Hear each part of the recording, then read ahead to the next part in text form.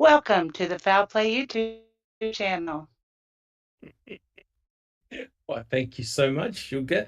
Good to hear your voice and welcome everyone. It's great to be back and thank you so much. It's great to see the panel here and also people in chat coming along, which is fantastic. Thank you so much for joining us. My name is Dr. Silkman and I'm from the Foul Play team. And today we're going to be continuing our series, our podcast series, entitled Reading with the Crew.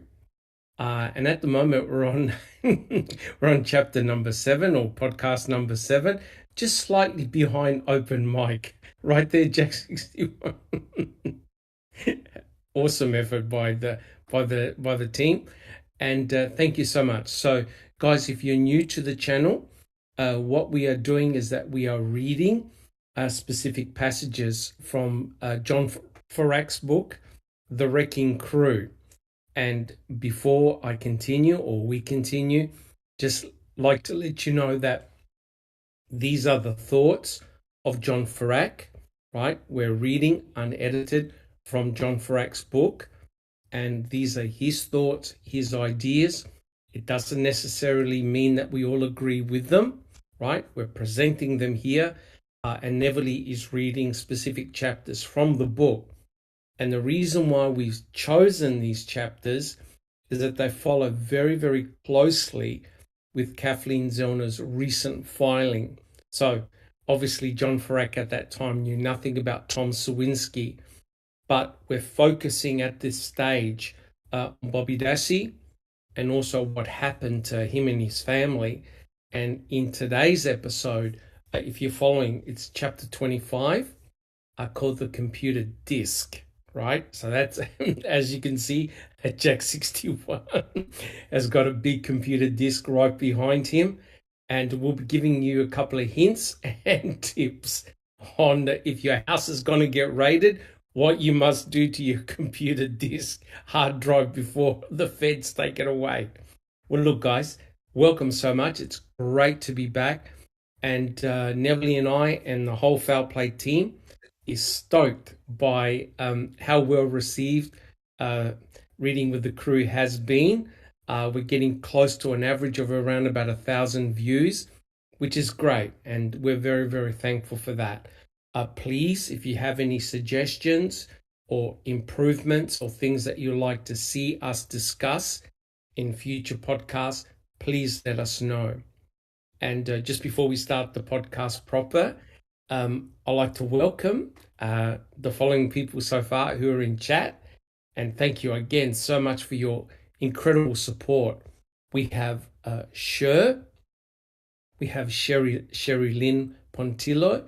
Welcome, great to see you here. We've got Master Cedar. Okay, we've got Dark Side of the Moon. We've got Angie Dickinson. Thank you so much. Who else have we got? We've got Mystic Jinx. Great to see you. Mystic Jinx. We've got Pete Moss. We've got Andy B. Great to see you, Andy B. And who else we got? Who else has joined us? We've got Anthony D. And we've got Catnip, Supermods. Thank you so much for joining us. Who else? We've got Graham Moss. We've got Shane Henry. Shane will be particularly interested in this episode, that's for sure. We have Iced Coffee. Who else? I think that's it so far. If I've missed anybody out, I'm very, very sorry, but hopefully we'll call you out when you come on. But I just want to say just a couple of things before we start our podcast proper. It was really great to hear Sunshine Christina come back and do her podcast, her Crime Theory Exchange. It's been a little while. Life happens, but it was a really great Crime Theory Exchange. I only could listen to it because it was in the early hours of the morning, but it was a fantastic episode. And welcome back, Sunshine Christina. Great to hear your voice again and your podcast. Fantastic. Please check it out on our YouTube channel. Of course, we've had an extensive series of open mics led by Jack 61 and they have been awesome. An incredible amount of information, and there'll be more open mics, and Jack 61 will be talking about those in a sec. He's done a lot of hard work in the background of getting FOIAs and documents and things like that, and he'll be presenting them. Foul Play team will be presenting them to you guys. An incredible effort, Jack 61. Also, Jack 61 and also Zoe have been uploading a lot of the Avery jail visit calls, and they're very, very interesting. My favorite one at the moment is the one with the preacher. That's a good, if you haven't heard that one, check that one out. She is a talker. She actually spoke more than Stephen did, and that's saying something. So check that out. And again, we have a very extensive website where we upload a lot of the documents that you see here, reference here in our presentations. The website contains a huge amount of material. It's a great repository of information on the Stephen, Avery, and Brendan Dassey cases, and also other cases as well. It's free. It's a great one-stop shop to do your research. And guys, I'm sure everyone will agree on the panel.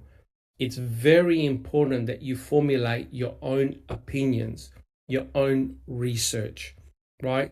Listening to us on podcasts or listening to other YouTubers on podcasts is great, but it's very important that you go back to the primary documents, form your own opinions, your own hypotheses, discuss them with others. And we have a very extensive YouTube channel and also a Discord channel. Sometimes there's 1,000,001 conversations going on, and other times it's quiet. That's the way it works, you know. But if you've got a good theory, hypothesis, please come to our Discord channel. Normally there's somebody there on 24/7 to discuss the case and other elements that you're interested in. It's a great forum, right? Fantastic. And I wonder if Susan would like to spend... Hey! There's Alice.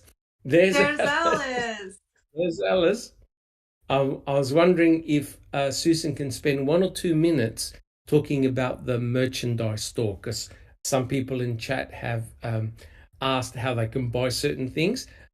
Susan, would you like to say a couple of words about our merchandise store?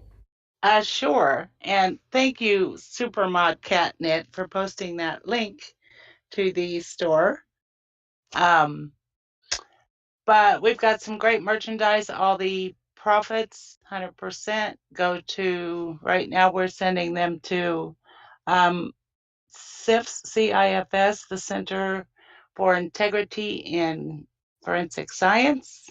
As we know, it's all very important to get some of that changed, and that's what they're fighting for, to get integrity there in the crime labs.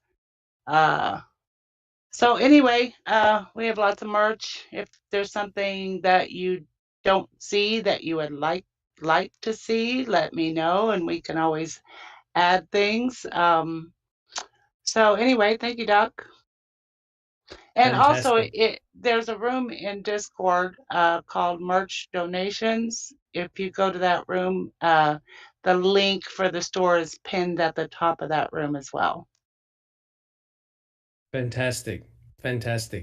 Yeah, like I said, our income that we get goes to worthy causes. Our income that we get from YouTube, we spend it very judiciously, predominantly for getting FOIA and documents, and it costs a lot of money. And we upload them in the library and we discuss them on our podcast. So it all comes back to the community, which is fantastic. So guys, if you enjoy what we do, please subscribe to our channel. And we are really so stoked that we've got well over 2,000 subscribers now, which is fantastic. You know, we grew from nothing really back in the early days to now having a legion of really loyal supporters, and we thank you all of that, all the Foul Play team panel. Thank you so much for that. If you enjoy our podcast, please leave your DNA on the thumbs up button. And we promise, right, guys? Cherie Cohen will get no access to your DNA. That's promise. Right. Sure, he's getting nothing. And my final comment before we actually start: please support Just Rhonda and her channel with all the good work that she's doing on the Daniel Holtzall case. That's a huge amount of work in that particular case. Also, please support Becca with all her work, Becca Chu, with all her great work with the Brendan Dassey case. A lot of stuff happening in her channel. And finally, a big shout out to Jeff Jones, both Jack61 and myself, Kelly and Big Jeff. We're privileged really to be part of a panel where we're discussing Making a Murderer 2, season 2 at the moment. And trust me, we get into some heated debates, right, Jack61? And we spent about an hour talking about just 5 minutes. Just as soon as Mr. Kratz's face comes up, that's it. Everyone's triggered. So please support his channel. And the podcasts are doing really, really well, which is awesome. Thank you so much for that. So what I'd like to do is quickly introduce our panel members. Tell us who you are for the new ones and how you're coming along. First, we have Jack61. Welcome, Jack61. Thanks, Doc, and everyone on the panel and everyone in chat. I'm Jack, and I host the open mic on typically Sunday nights here in the States. It's Monday morning for the Australians. It's mid afternoon for us, from early evening, and late as hell for the Europeans like Alice. But she's a trooper, Andy, and so many others and over there that tune in.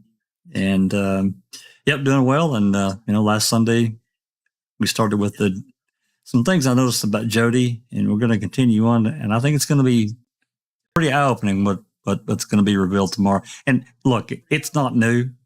It's just put into a context that's different than what you're used to seeing. It was for me. So anyway, looking forward to that and looking forward to today. Let's do it. Yeah, you made a very good point, Jack61. Even though this material is years old, you get a different perspective now, and you start joining all the points, all the dots, and it's remarkable how you start seeing things that you never saw before. And what is interesting is that open mic and also reading with the crew is all meshing together really well. Absolutely. Some of the points that we discuss on open mic, we continue on with the wrecking crew and vice versa. And it's all coming together really, really nicely. Thank you so much, Jack61. Next, we have Neverly. Welcome, Neverly. Hello. Thank you, Dr. Silkman. Hello, everybody on the panel. And our chatters, oh my gosh, the number is just growing and growing, which is great to see. I'm excited to be here. And on this beautiful Saturday afternoon, it's really gloomy. It's been gloomy all day long, which is very unusual for us. And I'm truly enjoying it because it's a little break from all the sun and humidity that we had in the last month or so. But I also wanted to mention that Veronique Bego, if that's how you pronounce your name, just became a Foul Play member. Foul Play Upset. Yes, thank you. Thank you. I hope you enjoy it. Fantastic.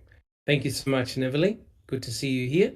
Next, we have Alice. Alice, how are things coming along?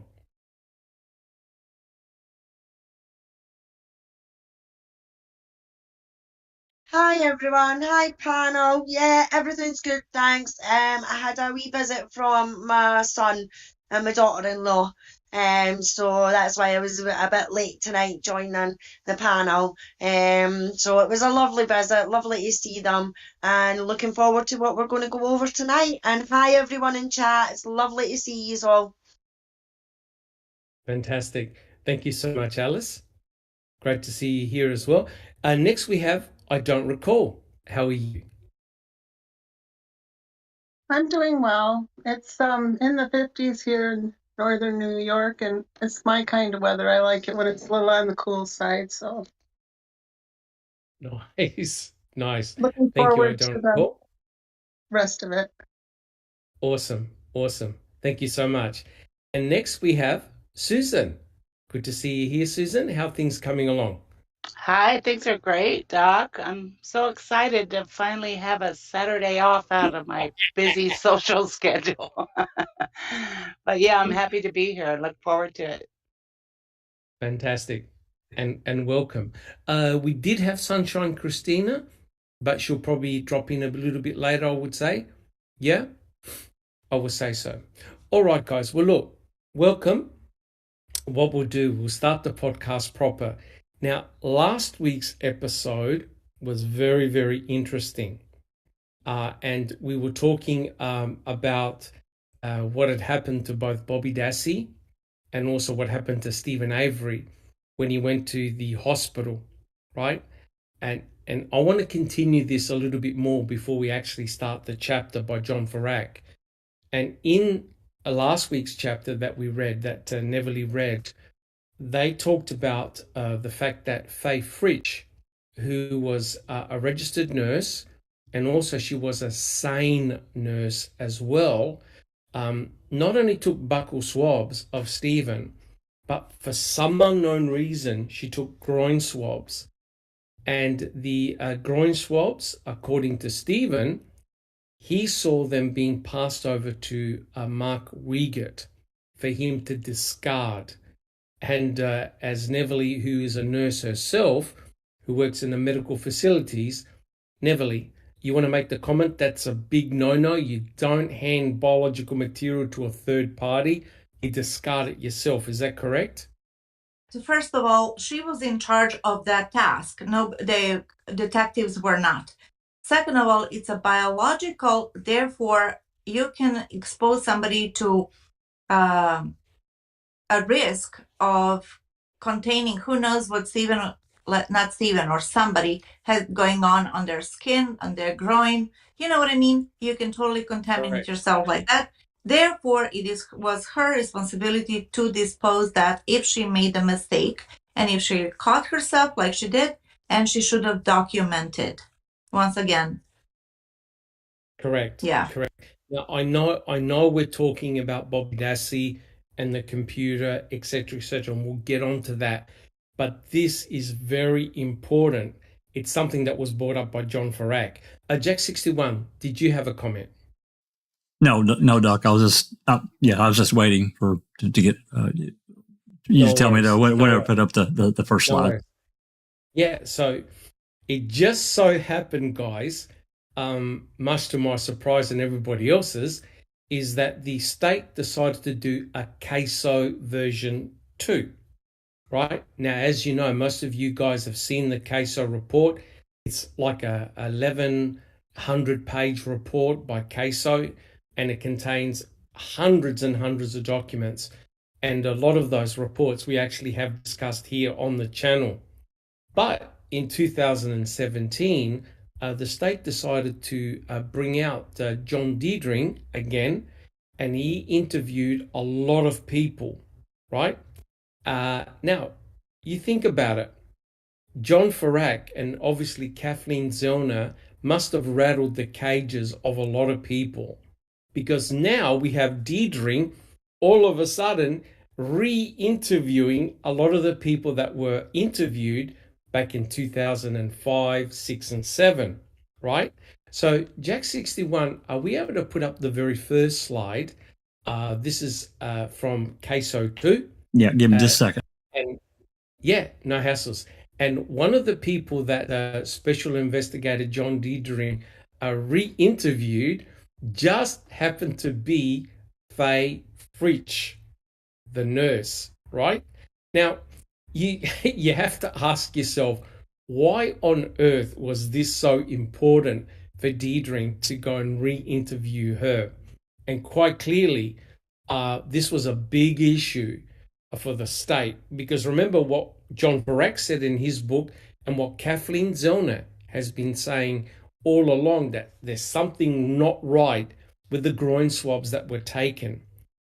Now, Susan, are you happy to read the next 2 pages? Is that possible? So this is from CASO 2. Sure, Doc. Yeah, that'll be awesome. Thank you so much. Okay, it's the interview with Fritch on August 30th of 2017 by John Dettering. On Wednesday, August 30th, 17 at 10:35 hours, I, Special Investigator John Detering of the Calumet County Sheriff's Department, interviewed Fritch at an address located in Green Bay, Wisconsin. Reference to the swabs collected during the execution of a DNA search warrant that occurred at Aurora Medical Center, located at 5000 Memorial Drive, Two Rivers, Wisconsin. Fritch identified herself via her Wisconsin driver's license. The purpose of my interview with Fritch was to determine what Fritch could recall regarding swabs that were taken from Stephen Avery during the DNA search warrant executed in 2005. I offered Fritch the opportunity to review the portion of the Wisconsin Department of Criminal Investigations report, and she stated she would like to withhold from reviewing the report until after she had answered any questions. That's interesting. Uh-huh. Fritch recalled Stephen Avery as being dirty and unkempt, with car stuff on him. Fritch recalled Stephen having a large, deep cut on one of his fingers. Fritch indicated that she did not recall being briefed as to what swabs to take, and relied on her training as a SANE nurse to swab areas on the body where saliva may be present. This is the ninth that he's getting these swabs done, right? Correct. November the 9th. Fritch stated after she obtained the groin swabs, she was told not to collect those swabs. Fritch advised that she did not recall who told her this, but indicated it was one of the 2 officers that were in the examination room at the time. It should be noted the officers present in the room during the examination of Stephen Avery were Lieutenant Mark Wiegert of the Calumet County Sheriff's Department and Tom Fassbender, retired. Fritch stated she deposited the groin swab into a sharps container. Fritch stated she did not wish to leave the unsealed examination kit out of her physical sight and indicated that was the only secure place she could think of to deposit the groin swabs. Fritch stated she did not wish to place the swabs in the trash due to the fact that anyone would have had access to them. That's a weird thing to say. Yeah, sure is. Yeah, like That's Mark an embedded Wiegert. Yeah, right. That's an embedded confession right there. Yep. No kidding. Exactly. Fritch advised that Dr. Laura Vogel Schwartz had scribed for her during the examination and DNA search warrant. I asked Fritch specifically whether she had given the swabs of Stephen Avery to either Lieutenant Mark Wiegert or Tom Fassbender. Fritch stated she did not turn the groin swabs over to either Wiegert or Fassbender. Fritch indicated, that all swabs, I can't see the rest. Yeah, Let's there we see. Fritch indicated that she had been doing all swabs in an examination. No, where was I? in an examination kit need to be accounted for. Okay. Fritch indicated that had she been doing the scribing, she would have noted the reason for the groin swabs being missing. Fritch being missing? Jesus Christ. Okay. We'll comment after. Fritch stated that when the examination was complete, she sealed the SANE kit and turned it over to one of the officers, whom she believed was Tom Fassbender. At 10:55 hours, Fritch reviewed the Wisconsin Department of Criminal Investigations report and stated that the report was fair and accurate. I further questioned Fritch about the sharps container. Fritch stated the sharps containers come in two pieces that snap together in a fashion where they cannot be taken apart. Fritch stated once they are assembled, the container goes into a locked cabinet. Fritch stated in a normal course of business, a key for the locked sharps container would need to be retrieved from the housekeeping staff. Fritch indicated the locked cabinet is attached to the wall. Fritch stated she would have noticed any damage to the locked cabinet or the sharps container if it had been tampered with. I specifically asked Fritch if Lieutenant Mark Weger or Tom Fassbender asked her to turn over the groin swabs to them, and she stated that did not occur. At 11:15 hours, my interview with Fritch concluded. Special Investigator John Dietering, Calumet County Sheriff's Office. Sexual assault nurse examiner. He wasn't there Yeah. for a freaking sane. Yes. Yes. The Now, search warrant was specific. I found Was that it real. not? I found that really telling that I had missed that. And looking at it now, I'm glad you included this. Wow. yeah. When I read this, I said, "You have got to be fucking kidding me!" Right now, Yeah. all jokes aside, now Neverly works in the medical profession, right? Have you ever had someone come for surgery or a surgical procedure and a nurse just deciding to do whatever they wanted without asking what the procedures were? Absolutely not. And you know what? If Stephen, let's say Stephen said, well, you know what? Since you made a mistake, I want those groin swabs to come. I want to take him home. I want to dispose of. He wouldn't be able to do that either. Unless she put him in peel pack, which is like a sterile little pouch, and then he would sign a waiver because it's biological material, so he could take it home, and then it would be his responsibility if he was going to do something with them, rub it on somebody or whatever. We're talking about here like really little examples. So no. And okay, go ahead. I know, Dr. Silkman, that you want to say something about this embedded confessions over here. Well, the thing is, Susan hit the nail on the head. Nurse Fritch thought he was there for some type of sexual assault because she was processing Stephen as if he had a sexual assault because she had the actual kit that was doing all the appropriate swabbing. And notice what she said. She swabbed his groin because of the potential for saliva to be present near his groin region. That's why she took the groin swabs. Now, wait a minute, correct me if I'm wrong, but didn't Fassbender and Wiggett come with a search warrant to say, Exactly. Stephen Avery's here to give buckle swabs, right? That's right. And they are Jack 61. Oh no, I was just agreeing with you, Doc. The search warrant would have been specific, and it would have said, "Hey, this is what you do. This is what you collect: blood, a buckle swab," and then they went and got fingerprints and palm prints. That's it. That's correct. That's 100% correct. I find it remarkable how good her memory is after 12 years of exactly what happened that day. And she didn't even look at the report. She didn't Right. even look at the report. And Neville will back me up. Imagine if Faye Fritch said, yeah, I handed over the groin swabs to Investigator Wiggett for him to dispose. That would have been a job. She would have been, Lord knows never. what would have happened to her. And Lord yes, knows. correct.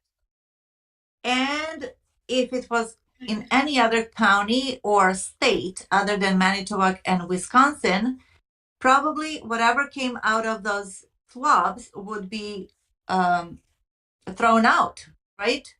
Because it would be a fruit from a poisonous tree. But what I Correct. find interesting is, as Susan said, 12 years later, she remembers exactly what happened. But then she says she did not give it to anybody, right? But then how come Wiegert had him? Well, this is the problem, right? There's a conflict in the testimonies, Yeah. right? Stephen is saying that they were handed over to Wiegert, who then went off and got and disposed of them. Now, remember, it would have been Fassbender and Wiegert that would have said to the nurse, I don't do those. Don't do those. Yes. They're not Yeah. part of the warrant. Give them to me. I'll dispose of them immediately. But it makes no sense if you come in. By the way, did you know that the hospital was in lockdown? No, why? I did not know that. It was in lockdown. What? Why? It was in lockdown. Well, the Averys were coming. Oh, No. that's right. So- Yeah. So I'm not sure whether the entire hospital was in lockdown, but the emergency center was. It was in lockdown. It's in. You can actually see it in a report, Fassbender's Jesus report. Christ. Now, you can imagine this is the most dangerous criminal in Wisconsin, and they shut down the hospital, right? Now, what's bizarre, right? Bobby Dassey went in, and he had his buccal swabs. They took photographs of him. No problems, no issues. When it comes to Stephen, there's always something that is not quite right, and I can't work it out why, right? Now, if Fassbender and Wiegert are in the emergency bay where the nurse has taken the swabs, surely the moment the nurse took additional swabs, Fassbender and Wiegert should have said, no, these are just buccal swabs we want. What the hell are you taking out extra swabs for? But if you notice, they allowed the nurse to take the groin swabs and then said, whoa, that's not part of the search warrant. Give them to me. I'll get rid of them because it's not going to look good. And this will blow your mind because Dr. Laura Vogel-Schwartz is the medical director. The medical director. Now, wait a minute. Wow. Have you ever heard of a case whereby the medical, maybe Neverly can say, where the medical director of the hospital is scribing for a sane nurse taking buccal swabs? Have you ever heard of that? Neverly, does that happen I in your... had to go back to the other page and read it again because I'm like, wait a second, I know this name, and she was a doctor, and it says here that she was the scribe for a nurse. She's the scribe. Maybe Yeah. they work I in have- the tandem, but I don't know. This is really, really bizarre. Really That bizarre. doesn't make sense at all. No, it doesn't. I'll tell you she had- what I think. Listen. I think this whole sane thing has been in 2017 was made up to give an excuse for taking groin swabs. They didn't call it sane nurse back in 2005. That wasn't the acronym, as far as I can remember. It was something different. Interesting. That's very interesting because my understanding is that they've got a kit.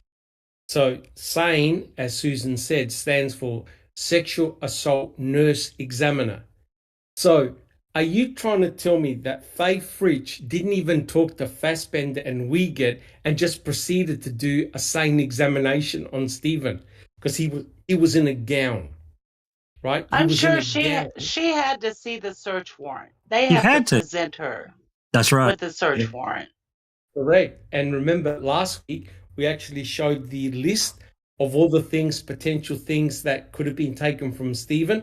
And the only thing that was ticked was buccal swab. There was nothing else. No blood, no nothing. Right? And to make matters worse, you know who else was in that examination room? With No. Fassbender and Wiegert? Sergeant Bill Tyson. Sergeant Bill Tyson. That's right. Yeah. And And- why is he and- not mentioned in Faye's report? But to make matters worse, He's the one that took all the photographs. You know, the photographs of the cut, the photographs of the scratch marks. He's the one that took the photography. And guess who the swabs were handed to? Sergeant Bill Tyson. To Tyson, right? And when you look at Tyson's report on CASO, page 187, there's no mention of the groin swabs. That is interesting. And there's, wow. Of course not. The only person who mentions groin swabs is in Fassbender's report. And Fassbender mentions the fact that Fritch used the light, turned out the lights, and used the special light looking for body secretions on Stephen. So he was being processed for a sexual assault, right? Normally that processing is done on the victim, but clearly here there was no victim, right, that they could identify. So they brought in the suspect who was arrested for a possession of a weapon. Yeah. And 9 days later, but they arrested him that day, the 9th. On November the 9th, correct, for possession of a weapon, felon you're right. in possession of a weapon. Correct. Exactly. Not for the murder of Teresa Hallbart, but for possession of a weapon. And guess who put out that arrest warrant? Guess who it was? I want to say Kratz, but Kratz. Ken Kratz. And if you read Fassbender's report, it says because Mr. Kratz felt compelled to do so. He felt because I think Jack 61 will back me up. They needed to arrest Stephen immediately. Oh yeah, he had to be arrested. He had to be arrested that day. The following day was Kasorik. Kasorik was on the hot seat. Kasorik was next, right? And Neville was correct. Fritch happened to be the next door neighbor of Herman, and Herman happened to be the next door neighbor of Kasorik. Oh my God. So maybe it's all a bizarre coincidence, but isn't that interesting? And why they had a barbecue the night before? Yeah, and she was a family member through Couchet's second wife or something like that. I'm telling you. Hey, you know, I Beverly, read that. gang, you know, I'm just going to throw this a little shade here, and this is just to take a second. But since you're close to Disneyland and over Disney World and Sapricop went to, I just remember an old song from Disney. It's a small world after all. Oh, stop it. Yeah. Correct. Yeah, That's wow. Earworm. But yeah. Correct. But it's bizarre. Now look, if you're a professional, tell me this, Neville, you work in a medical institution, would you refer to one of your patients as, quote, dirty, unkempt, with car stuff on him? As a professional nurse, no. Would you say something like that about a client? No, definitely not. That's awful. No, you may say that to your colleague in a hush-hush type of off-the-record type of thing, but you would never put that in the report. You would word that carefully to reflect what you saw. And it's 12 years later. Yeah. Correct.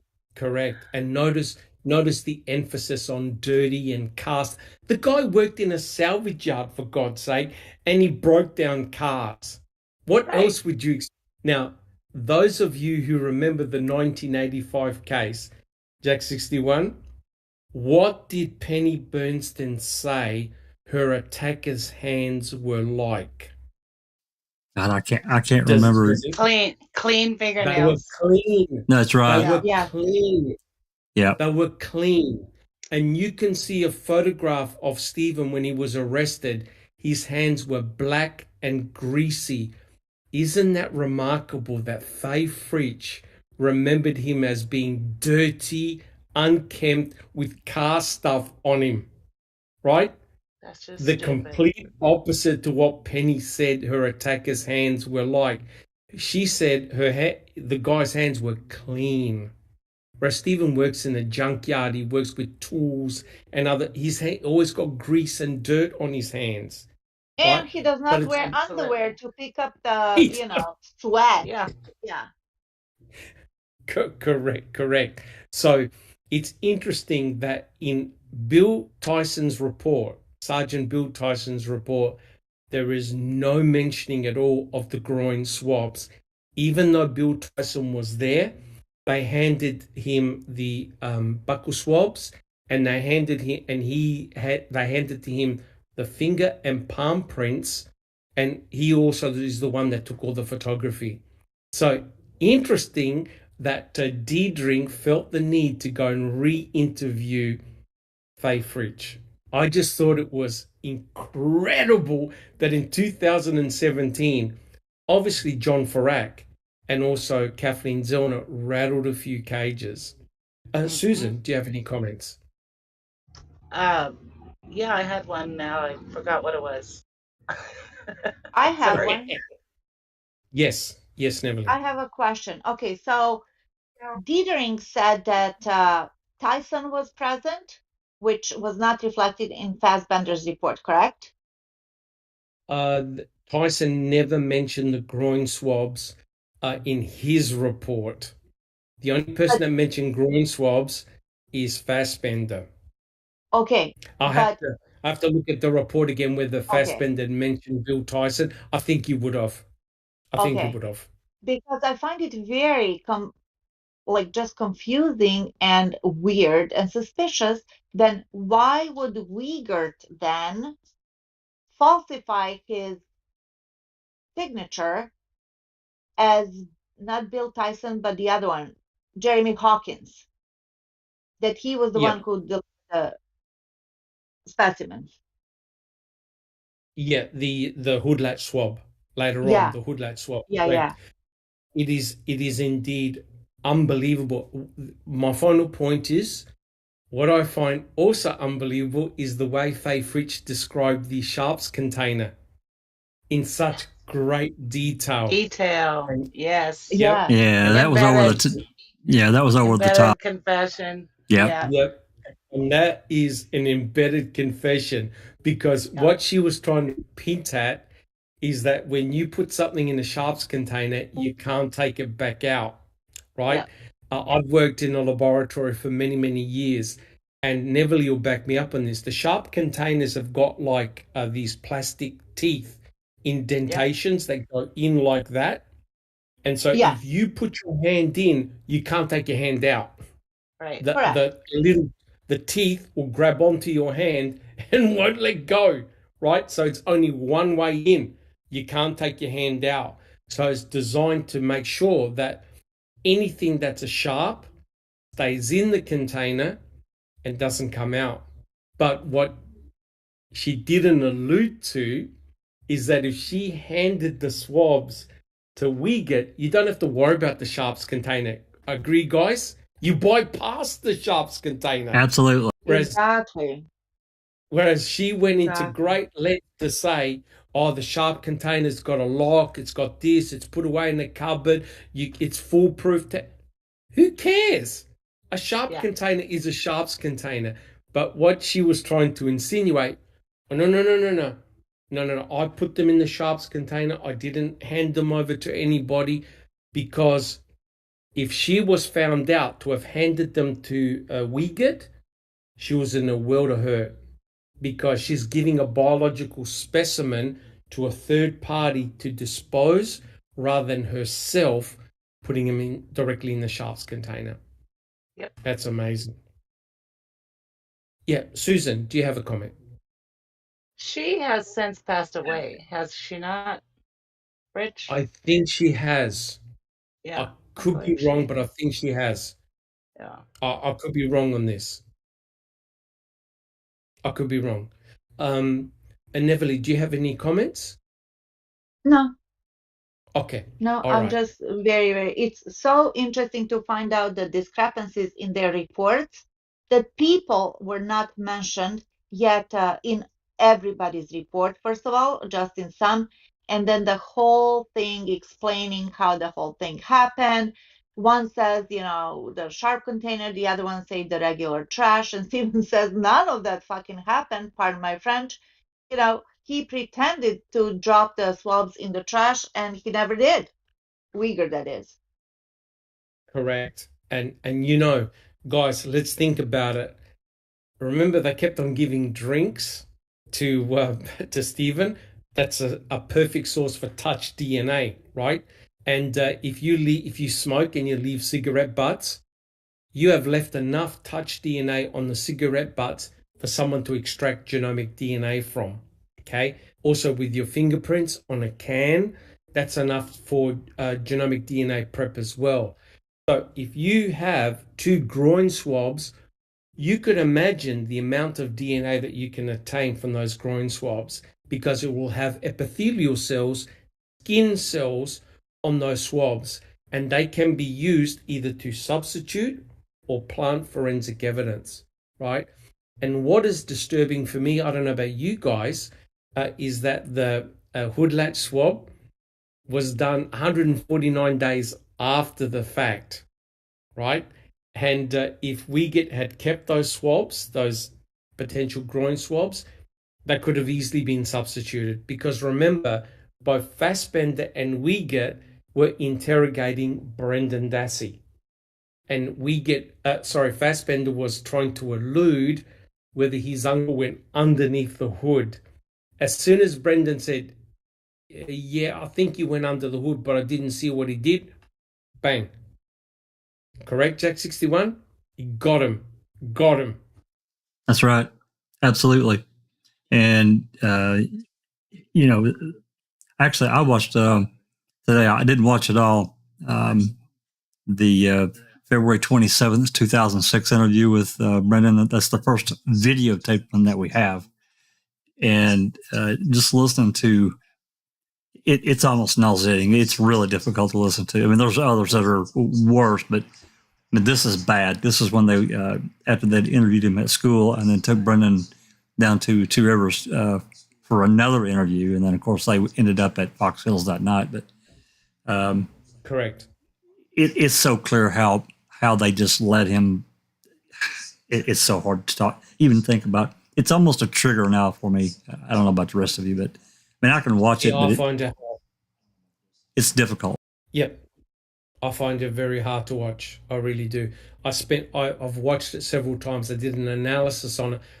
I find it very hard to go back. It's too heartbreaking. Susan, did you have a comment? I was just going to say the way that they led Brendan to get under the hood is just ridiculous. He never would have said that. What did your dog go do something to the car?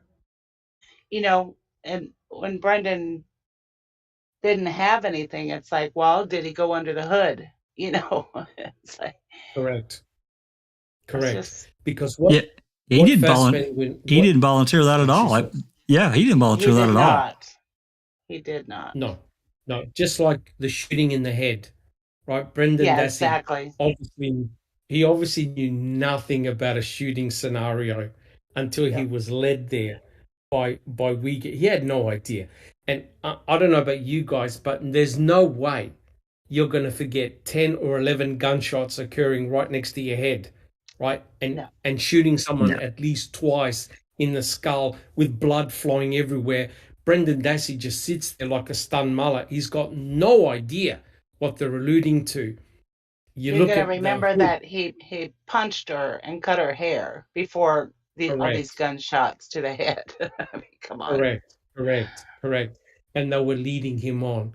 But anyway, that's a discussion for another podcast. But the important thing is how Faye Fritch emphasized the sharps container. And no, I wouldn't throw it in the bin because someone may get access to it, right? So very, very interesting indeed. All right. Cover your ass all around. That's 100% what it seems like. Yep, 100%. And, it's obvious that Faye Fritch thought that she was there to do a sexual assault kit on Stephen Avery. And I cannot believe that she wouldn't have consulted with Fassbender, and we get to say, okay, what do you want me to do? Do you want me to take swabs? Do you want me to take a blood sample? Fassbender and we get said, the only thing we need from you is a buccal swab, a 1-minute job. And it now turned into a farce. Susan.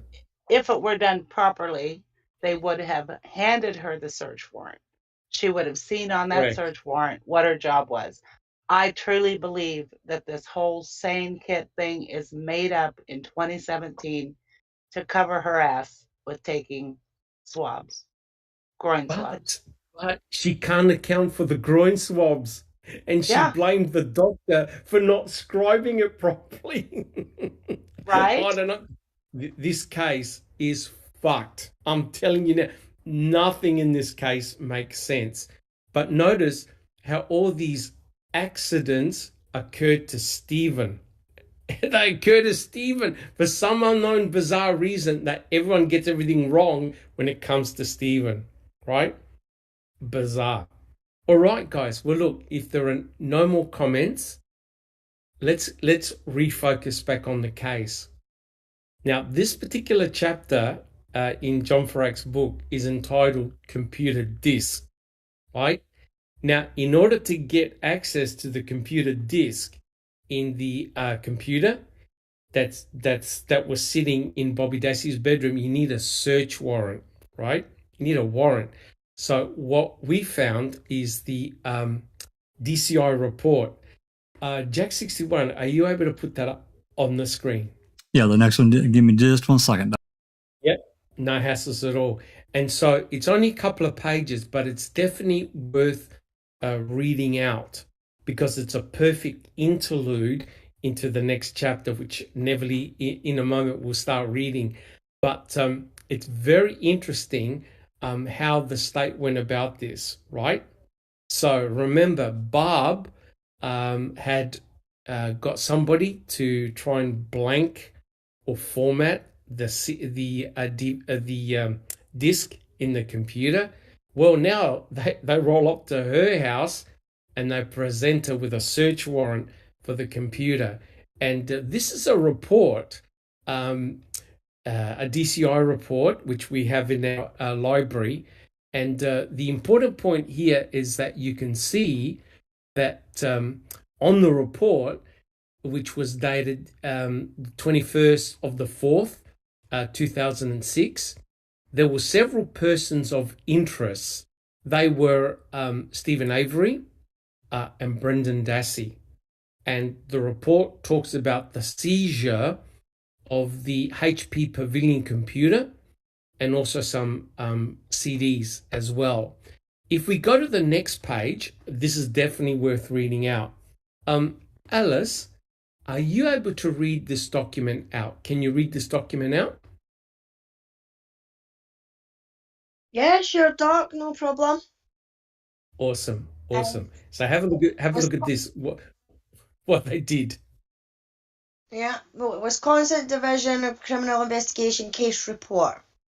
On Friday, April 21st, 2006, Thomas Fassbender reviewed an affidavit for search warrant which had been prepared by the Calumet County District Attorney's Office. The affidavit was in support of a search warrant for computer and related electronic processing and storage devices at the Barb Yander residence on Avery Road in the town of Gibson, Manitowoc County, Wisconsin. On that same day, Fassbender swore to and signed said affidavit before Lear Calloway, Notary Public. On Friday, April 21st, 2006 at 2:43 p.m, Manitowoc County Circuit Court Judge Jerome Fox reviewed said affidavit and search warrant and signed the search warrant. Fassbender endorsed the search warrant, indicating receipt on that day at 2:43 p.m. On Friday, April 21st, 2006 at 3:21 p.m. Fackbender and Liger of the Calumet County Sheriff's Department went to the Yanda residence and attempted to serve the search warrant. They knocked on the door and received no answer from inside the residence, after which they checked the door and found it locked. Fackbender and Liger then drove to the Avery Auto Salvage office, where they contacted Chuck Avery and informed him of the search warrant and asked if he had access to a key to the Yanda residence. Chuck Avery advised he did not, and he utilised his cellular telephone to call Barb Yanda. Chuck Avery made contact with Yanda and informed her of the search warrant, and she requested to speak to Fackbender and Liger. Liger then spoke to Yanda by telephone, and it was agreed that Fackbender and Liger would wait about 15 minutes for Yanda to arrive and allow them entry to her residence. Chuck Avery had informed Fackbender and Liger that Yanda was with her son, Blaine. After ending the telephone contact with Yanda, Fackbender and Liger drove back to the Yanda residence and parked in front of the Yanda residence and waited for Yanda to arrive. At approximately 3:40 p.m, Yanda drove up to the residence at a rather quick pace and skidded to a stop in front of her residence.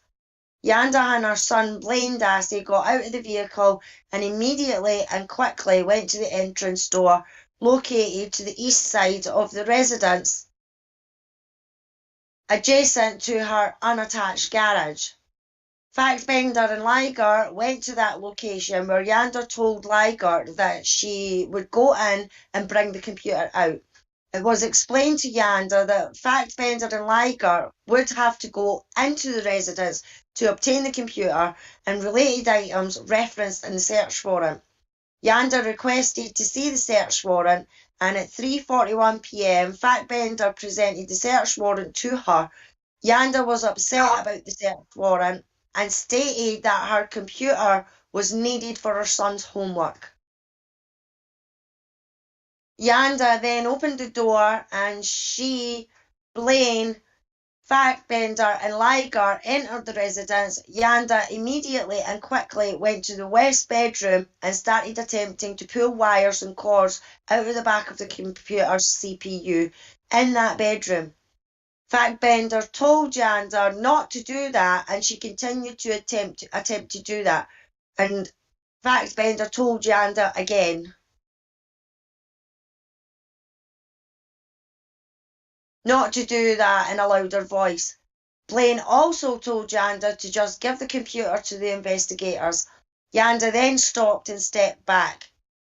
Fackbender observed that essentially the only cord that had been pulled from the back of the CPU was the power cord. Fackbender pulled the remaining wires from the back of the CPU to include a telephone-type line believed to be an internet connection. There you go. There you go. Did not have the internet then. Yep. There you go. Right there. Yep. Fackbender also made a cursory search of that bedroom at the east bedroom, as well as the kitchen area, and located 12 CDRs. Yanda and Blaine indicated the CDRs contained primarily music, but Blaine had copied to the CDRs. The search included looking into dresser and or cabinet drawers in the bedrooms. Most of the CDRs were located on top of one such piece of furniture within Blaine's bedroom. A couple of the CDRs were also found on the kitchen table. The computer's CPU and CDRs were seized at about 3:46 p.m.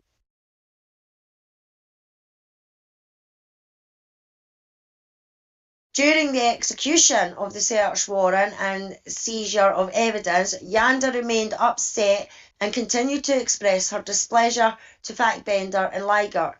Yanda blamed them for her son Brendan Dassey being in jail. At one point, Factbender asked Blaine what Brendan's email address was, and Yanda says not to give it to him. A comment was made by Yanda that Marie Avery had already given it to them. Both Factbender and Liger remained calm when speaking with Yanda and Blaine. She was told that they had no choice in arresting Brendan because of his disclosures to them. Fucker. Yanda made the comment that Stephen Avery had forced Brendan to do whatever he had done. Both Yanda and Blaine essentially expressed their belief that Brendan had not been involved in the murder of Teresa Hallback. They stated that they were not even sure what Stephen may have done because they were not over there. Yanda was told that Brendan needed to tell the truth about what happened to his attorney. Yanda stated that Brendan had spoken to his attorney. Dirty bastards. Yep. Yanda was told that the investigators would get her computer and CDRs back to her as soon as possible. She was told that they could provide no guarantees on when they would be returned, but they would attempt to get them back soon. They told Yanda that they would hope to have them returned within 2 weeks, but wouldn't get anything. At 3:59 p.m., Factbender and Liger exited Yanda's residence with the evidence and left the scene. The CDRs had been placed in paper bags and the CPU taken as it was seized. The evidence was placed in the back seat of Factbender's vehicle.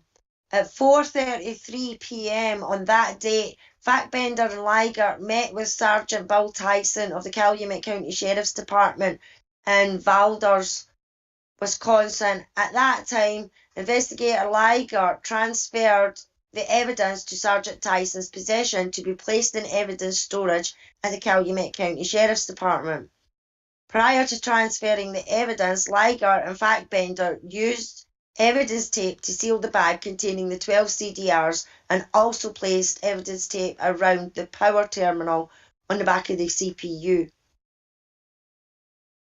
On Saturday, April 22nd, 2006, at 2:40 p.m., Liger transferred the evidence to Factbender's possession.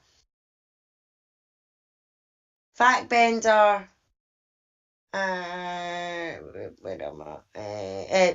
Factbender signed the Calumet County Sheriff's Department's evidence sheet indicating the transfer of the evidence. Factbender then filled out need you move it up for me, Jack? I then filled out a JID DCI 37 property receipt assigning C8459 to the evidence received from investigator Liger.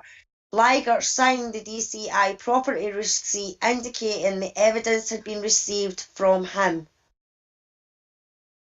And it's the HP, and it gives you the unit and the 12 CDs.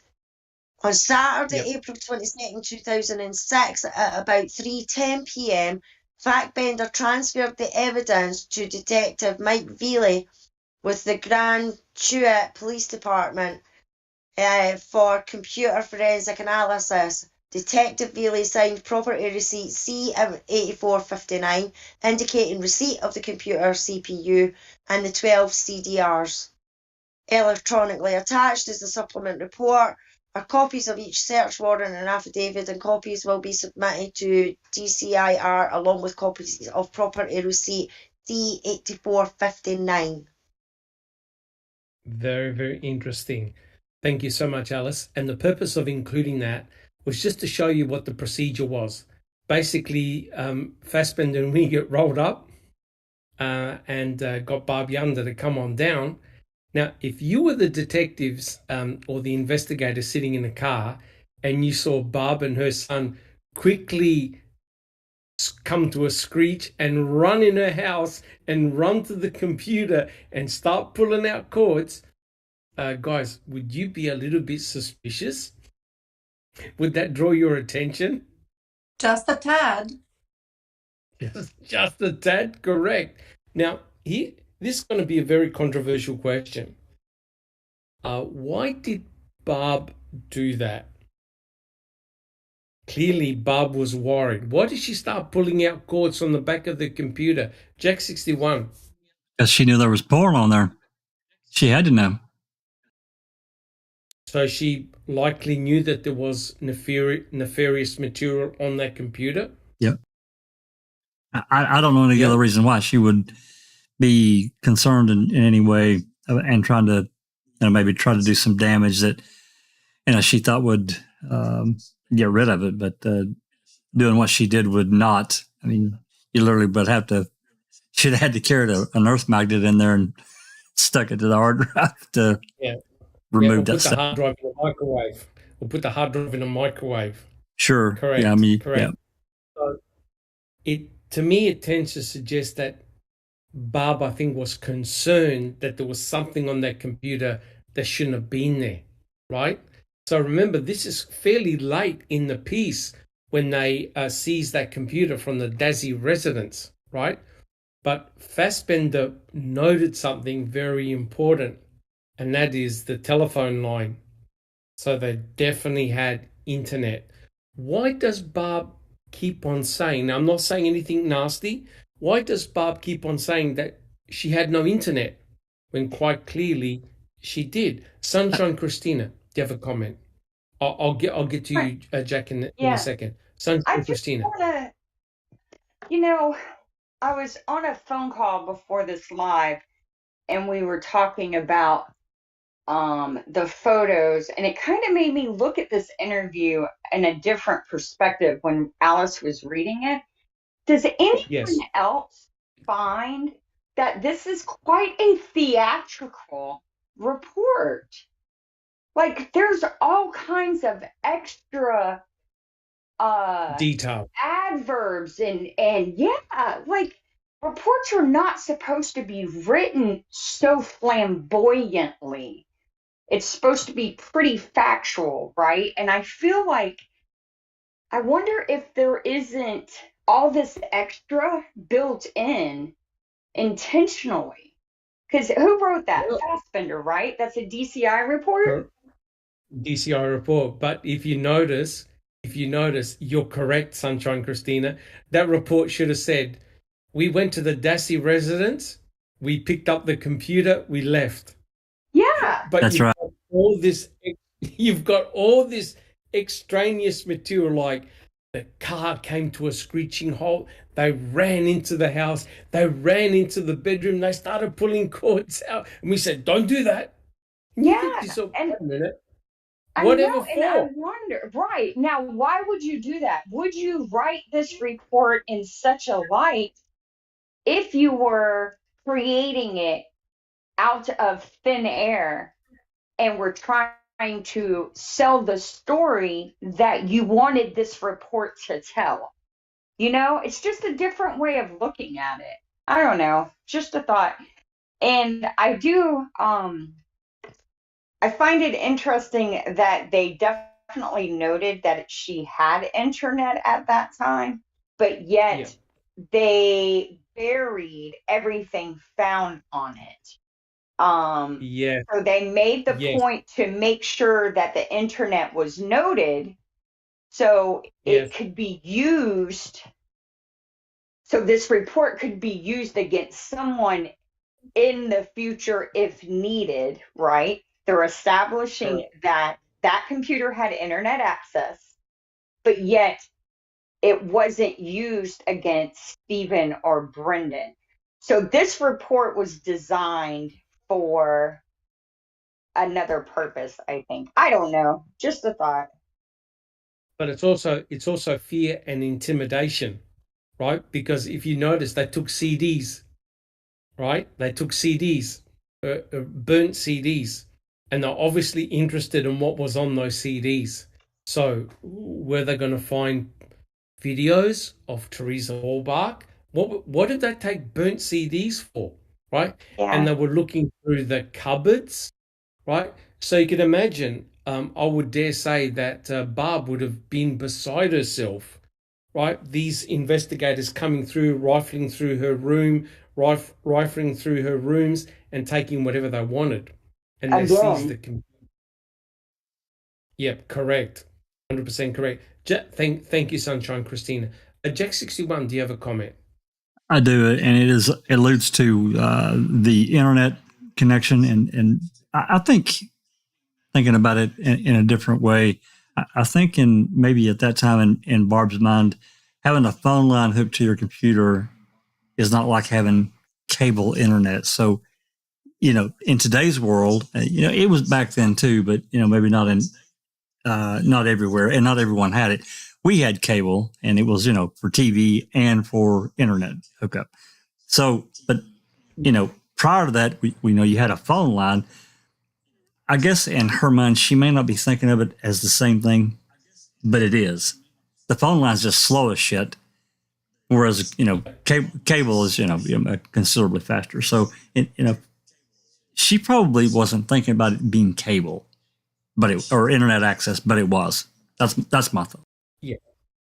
I think maybe she didn't have a monthly subscription, but they used the dial-up, the AOL free discs, with the dial-up. Correct. Possible. I think that's possible. Yeah. Or she didn't pay monthly for it. Yeah. Correct. So she may not have had a regular subscription, but back then you can go to a computer store or you can go to a magazine store and get computer magazines that had the discs on the front cover. Yep. I don't know if you guys could remember. And it gave you a certain number of free hours to try. And if you wanted to continue, you paid money for additional time and data and things like that. But I'm telling you right now, you'd imagine everyone on this panel and everyone in chat, what happens if you got a knock on the door and investigators roll up on your door with a warrant saying, we want your computers now. Shut it off. We're taking it right now. We're taking it, yeah. We're taking it right now. And any other discs that are laying around, or maybe, and they said they rifled through some drawers too, which I found a little strange, but yeah, absolutely. Correct. So you can imagine how Barb would have felt, right? Like the investigators come in with a warrant saying, we're taking that now, right? And to make matters even more unbelievable, remember Jack 61, they spoke to Barb, they spoke to Scott, and they took their computer again. She handed them the computer again. And kept it for 5 fucking months. Correct.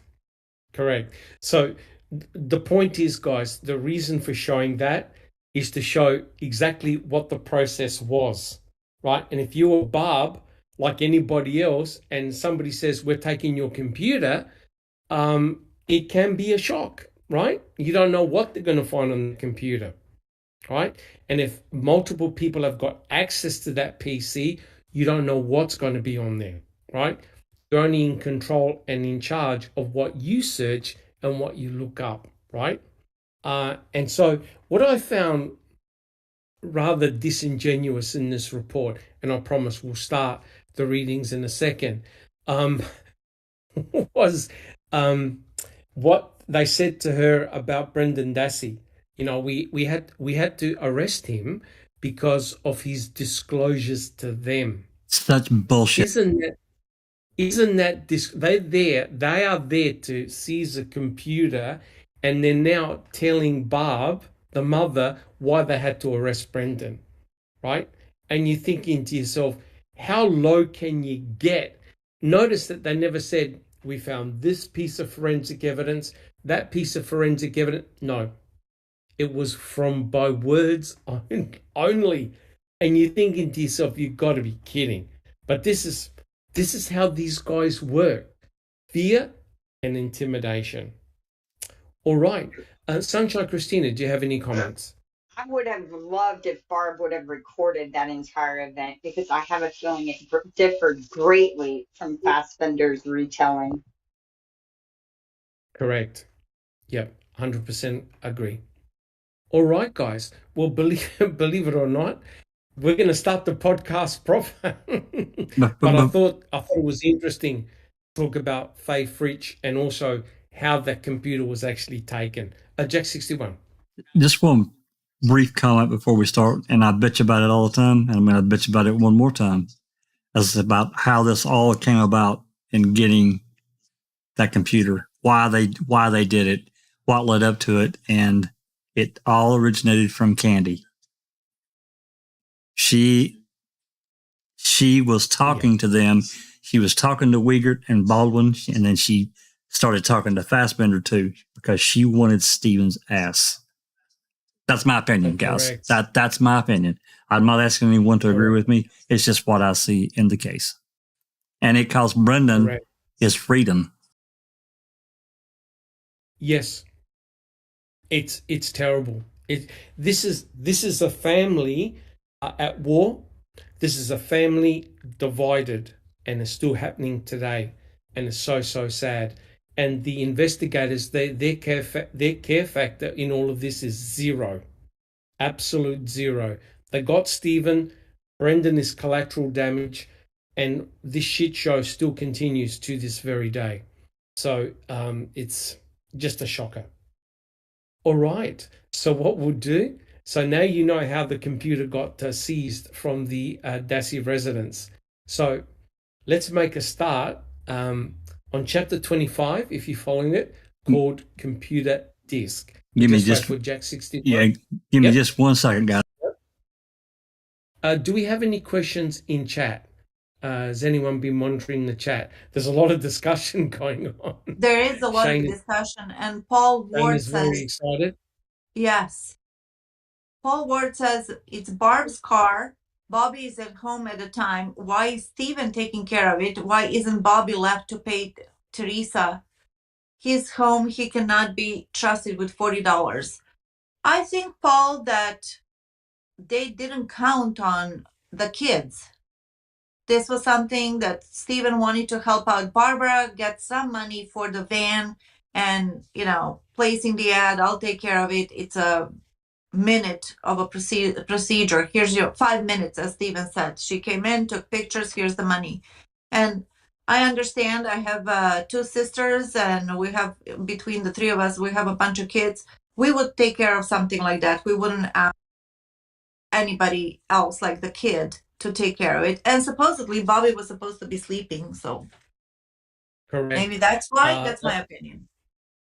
Correct. And correct me if I'm wrong, but didn't Stephen ask Bobby Dassey to change the battery on the van because there was a problem with the battery? And Blaine was cleaning it, so No, Doc, Doc, I think he asked Bobby to make sure that the battery charger was hooked up to charge the battery. Okay. I think that's right. Okay. I think, and isn't it? Sorry, Sunshine. I was just going to say, I think that this was a way for Stephen to bond with the boys. All right. Barb was giving the younger boys the minivan, and they didn't want to drive it. So Stephen was thinking, you know what? We can fix the minivan. It had that oil leak. They fixed the oil leak. They got it ready to sell. And his thinking was, we'll take the money. Maybe half will go to her. We'll have the money to fix whatever was wrong with the Suzuki. I think the transmission might have been bad in that. I can't remember. Suzuki. And the boys would look cooler driving that around in the grocery getter. Yes. That Suzuki was Pa Avery's, though.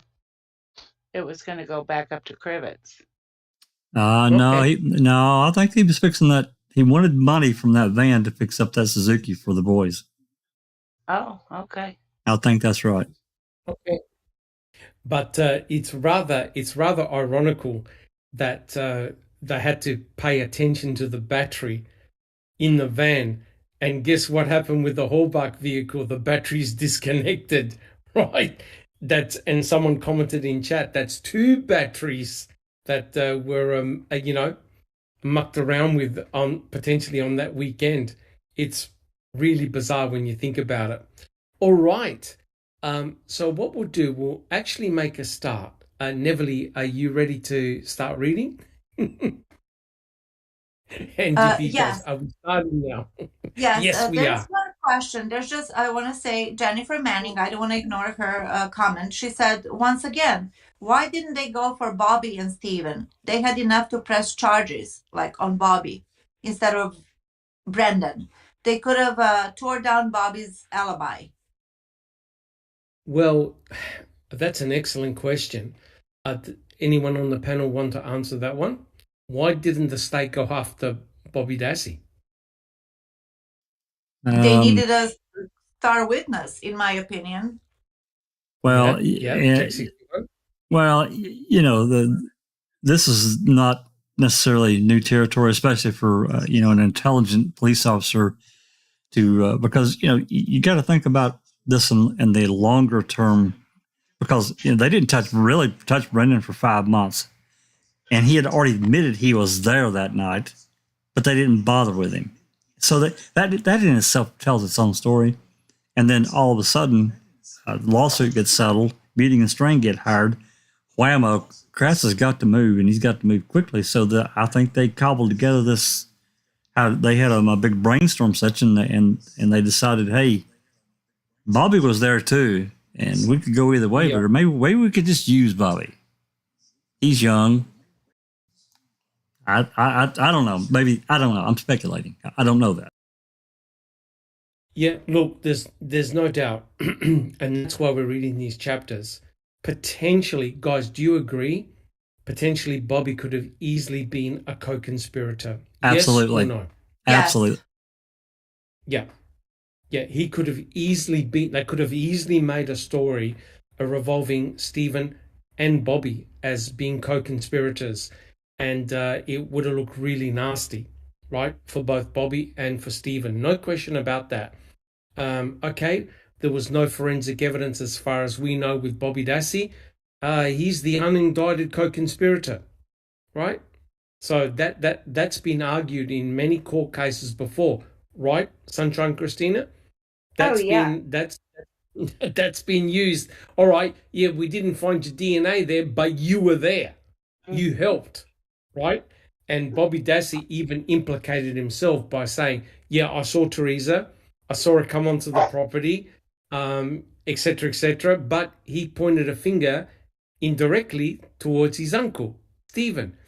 And now they grab and they seize the computer, right? And now this is the analysis of that computer disk, right?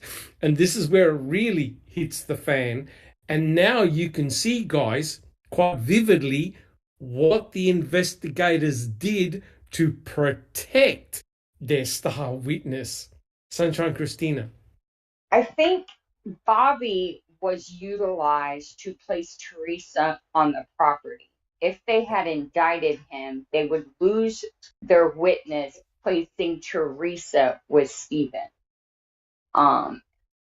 Brendan was utilized to provide the narrative of the crime. Correct. I think that's why they did it like that. That's just my thinking. And to connect Adam, a little bit of a bullet fragment and a little DNA that gets Teresa inside the property. Well, yeah, he provided the narrative and the physical evidence to sell the lie. Yeah. Correct. So, in other words, Bobby Dassey confirmed that Teresa had visited. That's a very good point. So, in other words, they can say, yep. Imagine if Stephen said, no, she never rolled up that day or whatever. You now had an independent eyewitness to say, yep, she was there. I saw her, and I saw her take pictures of the van. And right? At what time? And the time correct. Frame. And the time frame, which goes to show why they were very clever with Jolene Zipperer. Remember when they were interviewing her about the time factor that Teresa Horbach was at George Zipperer's property? She didn't know. Her time was so off. There was sort of like between half an hour and an hour that she could have visited. She couldn't remember what time Teresa had visited. And Shane Henry from the chat says, if they went, no, I'm sorry, Grandma says, if they went after Bobby, Stephen would have been cleared. Yeah, because it will be who actually saw her last. That's correct. That's correct. And didn't some of the investigators work out that George Zipper was the final stop? Didn't they actually admit that? Yes. That's right. That's exactly right. Right. And you cannot have Teresa Horbach leaving that property.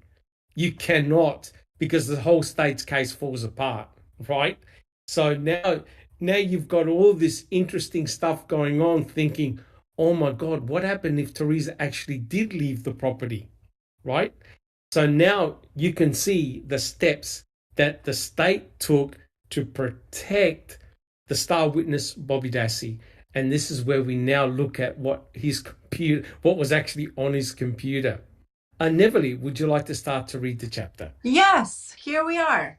Chapter 25, Computer Desk. On the long-standing obligations in the American criminal justice system is the duty of criminal prosecutors to provide a complete inventory of their side's evidence to the defendant and the defendant's lawyer. And that evidence also includes reports and information that is known as exculpatory. In other words, police reports and investigative files that may shed light on other potential perpetrators who were also being investigated for the same crime. Exculpatory information would consist of investigative details to the police officers and lead investigators had in their files. The notion of police officers and prosecutors hiding files and reports from the criminal defendant, notably a murder defendant, is frowned upon by the American justice system, and there is long-standing judicial presence and case law that firmly establishes that such negligent and prejudicial behavior by police detectives and district attorneys cannot be tolerated in the court of law. Sounds great. Happens every day. Now, wait a minute. Now, panel and people in chat, did the state's prosecutors hand over any exculpatory evidence to Strang and Buting? My behind. No. No. They didn't even hand over. They didn't even hand over what that. Yeah, they didn't even hand over stuff that they should have handed over, even to Loy, because he was there for 100+ days. Yes. Susan, did you have a comment? No? Susan? No, we can't hear you, Susan. We can't. She's probably eating pizza. Nothing wrong with that. Nope. All right. So the state prosecutors have to, by law, hand over exculpatory evidence to the defense, right? I think that's established. All right. Neverly, would you like to continue reading? Yes. Oftentimes, however, information and evidence about over-the-top criminal prosecutors who run roughshod, is that a word? Roughshod over the rights of the accused never sees the light of day. After all, the prosecution is the one and only side in complete control of the evidence. So, okay. So the way I understand things work, the state gets the first pick of the evidence, right? Well, because they're the ones who are driving the whole investigation, and the detectives. They're the ones that. Yeah. Yes, Neverly. They're the ones that are gathering up the evidence. So they get the first pick of the. They decide what to keep, what's important, what's not, what's of evidentiary value, what's not. So, yeah. Yeah, the state crime labs are meant to be independent, but it's the state crime labs that are doing all the analysis. Notice state crime labs. Jack 61. Yeah, and prosecutors invariably they get to decide what's relevant. I mean, it's been a real problem because, it's so speculative. So if they have something that's could be potentially, help the defense, who's to say that they're going to hand that, turn that over? And a lot of times we found out they haven't. They kept it. They buried it. Like here, there's so many pieces of evidence that Loy wasn't. I mean, I'm not going to throw too much off on Loy. I don't really know him as a lawyer. I mean, I've read some of it, some of the early stuff, and he seemed okay. But even in his capacity as a public defender, it doesn't really matter. It was him, and I think the guy helping him was Williams, maybe, or Johnson. I can't remember. But Kratz had an obligation to begin turning these things over, these various pieces of evidence, in a reasonable amount of time, and he didn't do it. He just flat didn't do it. And some stuff, it didn't turn over at all.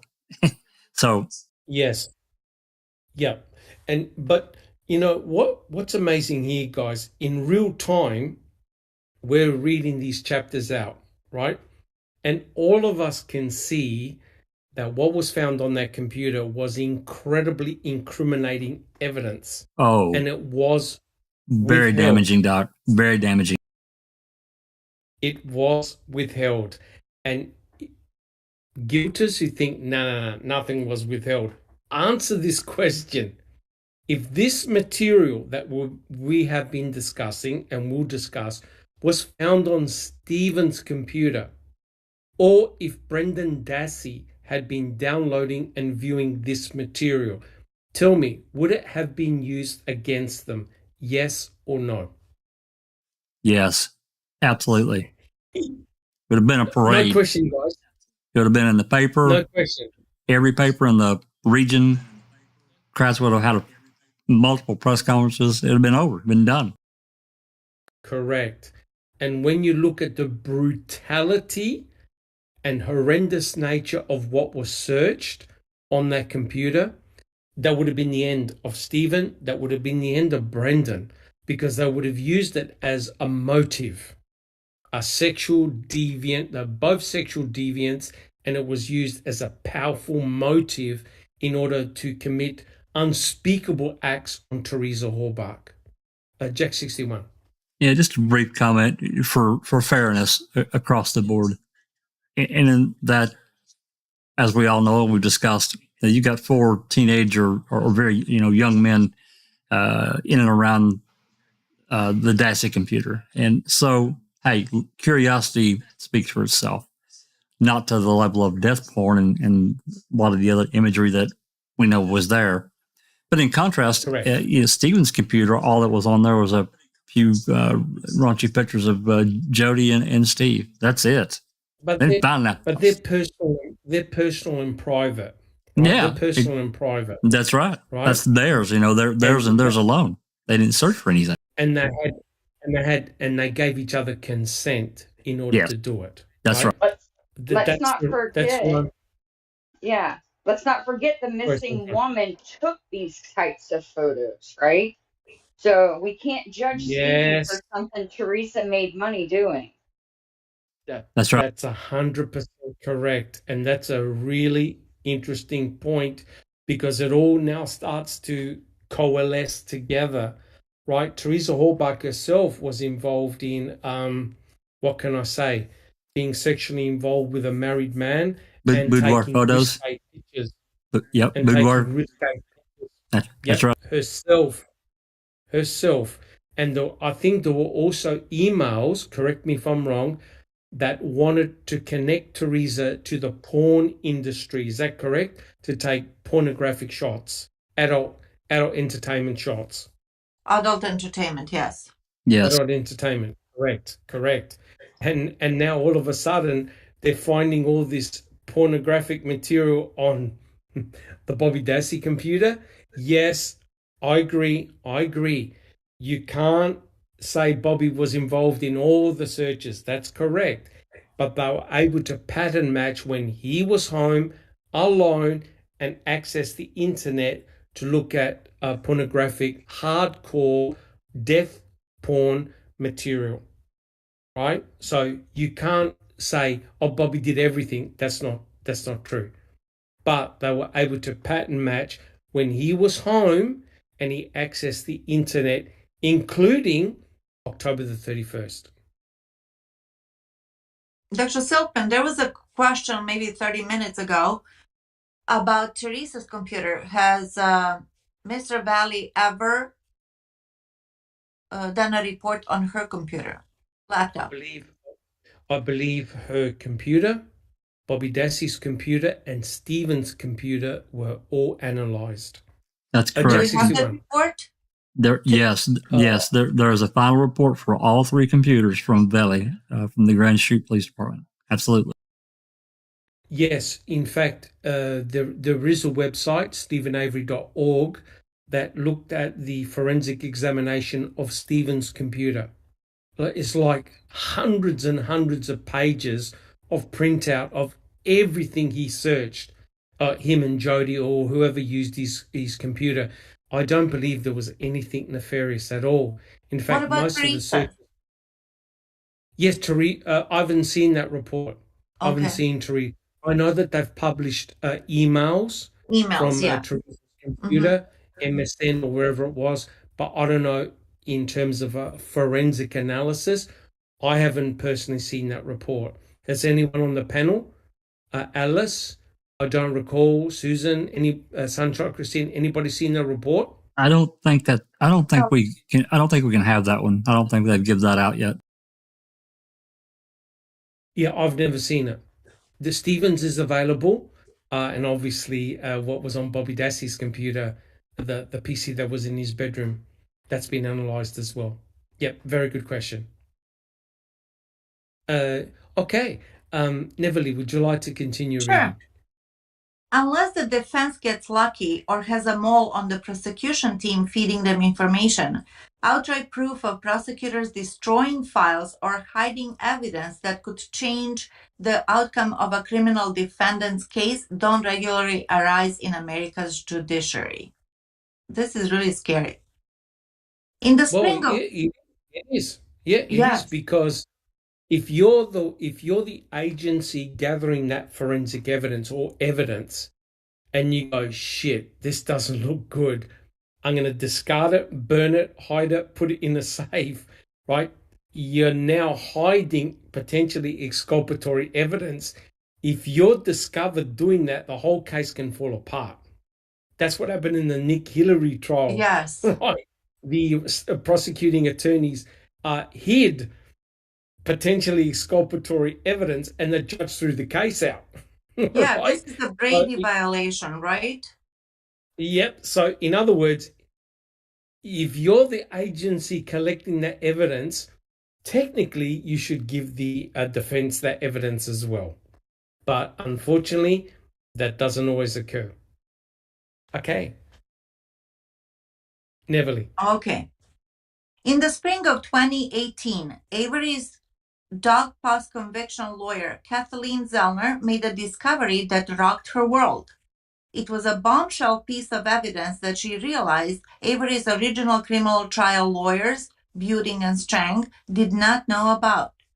It was evidence that should have been tendered back to them in 2006, long before their clients stood trial for Teresa's murder. It was a crucial item of evidence that Special Prosecutor Ken Kratz and his loyal lead investigator Tom Fassbender did not want Avery's side to gain access to. On April... was this, I asked the panel and I asked people in chat, was this deliberate or was it merely accidental? What do you reckon, Alice? Deliberate or accidental? Hell yeah, it was deliberate. Interesting.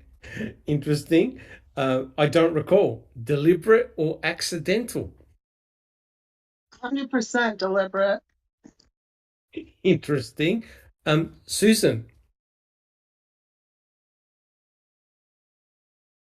100%. Can you hear me?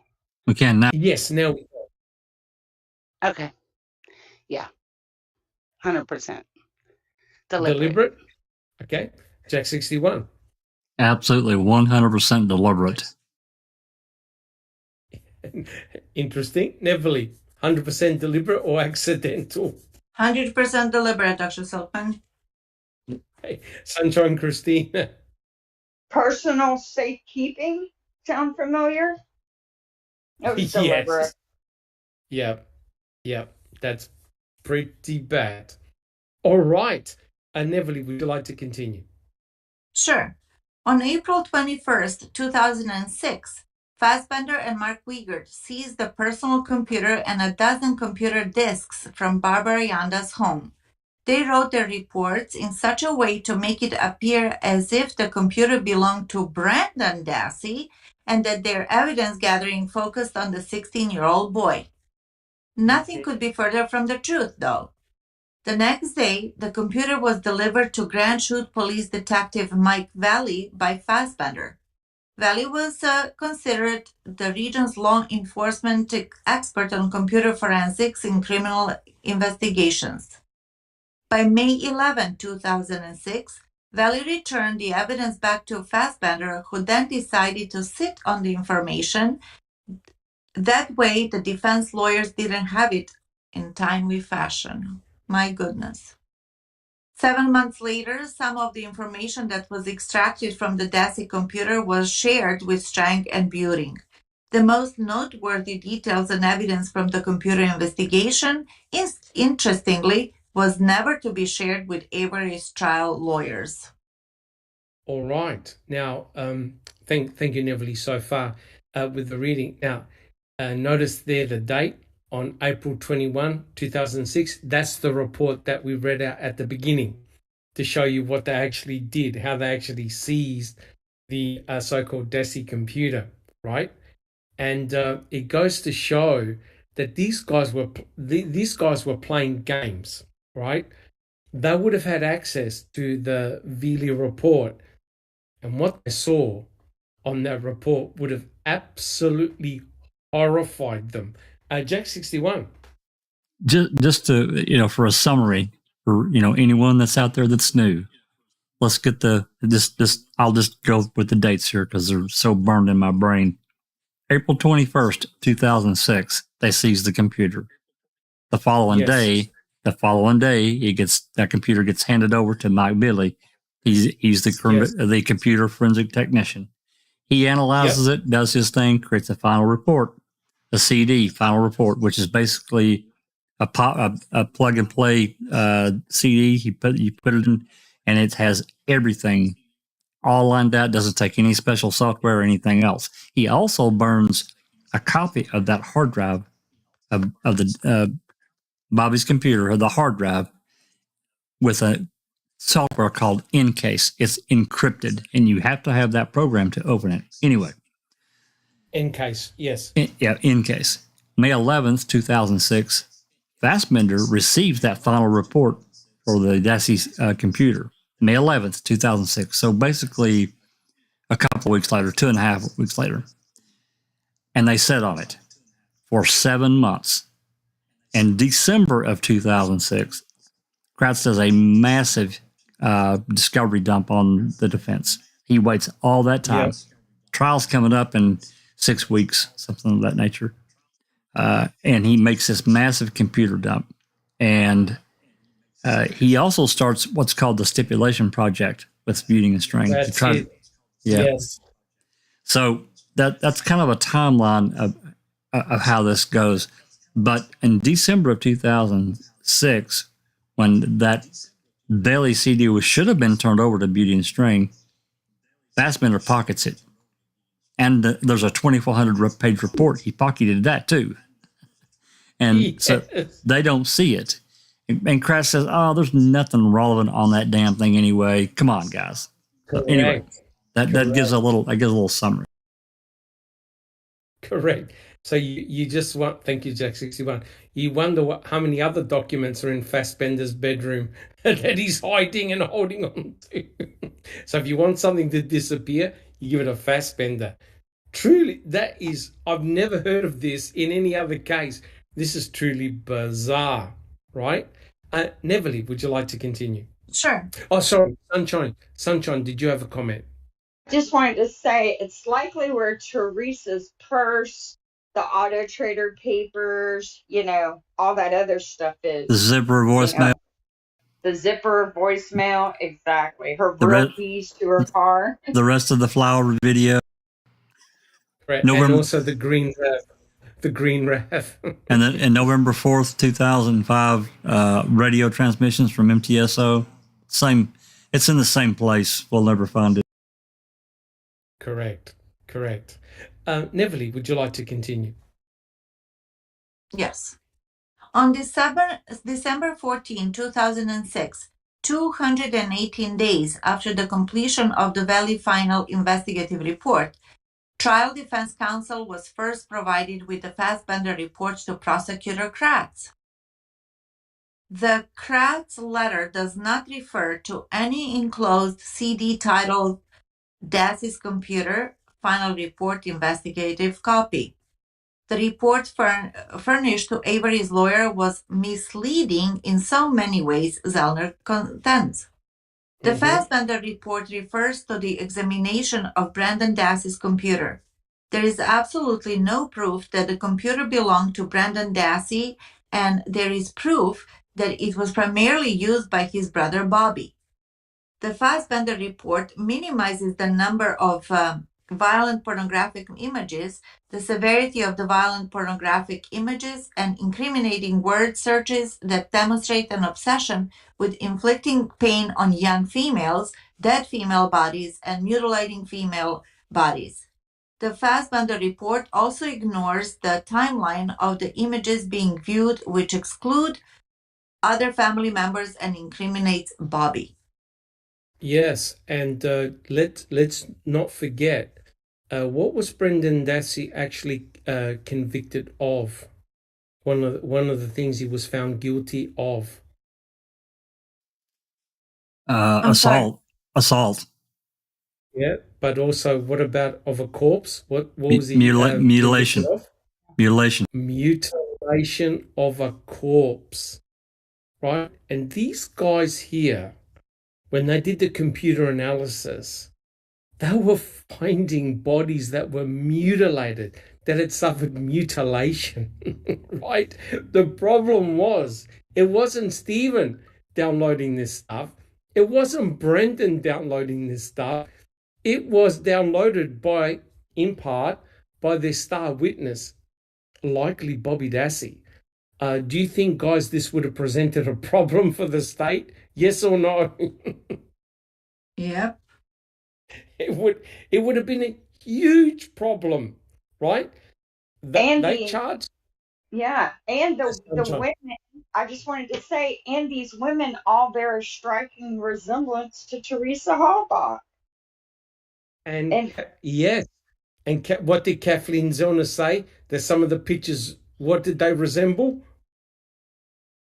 Of her, Teresa Halbach. Teresa Halbach. Yeah. Teresa Halbach, correct. Thank you, Sunshine Christina. Susan.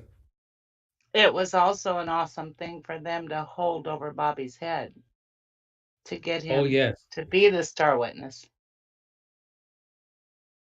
Like I said, and as we've discussed many times, guys, and Jack 61 will go over this in the open mics, fear and intimidation.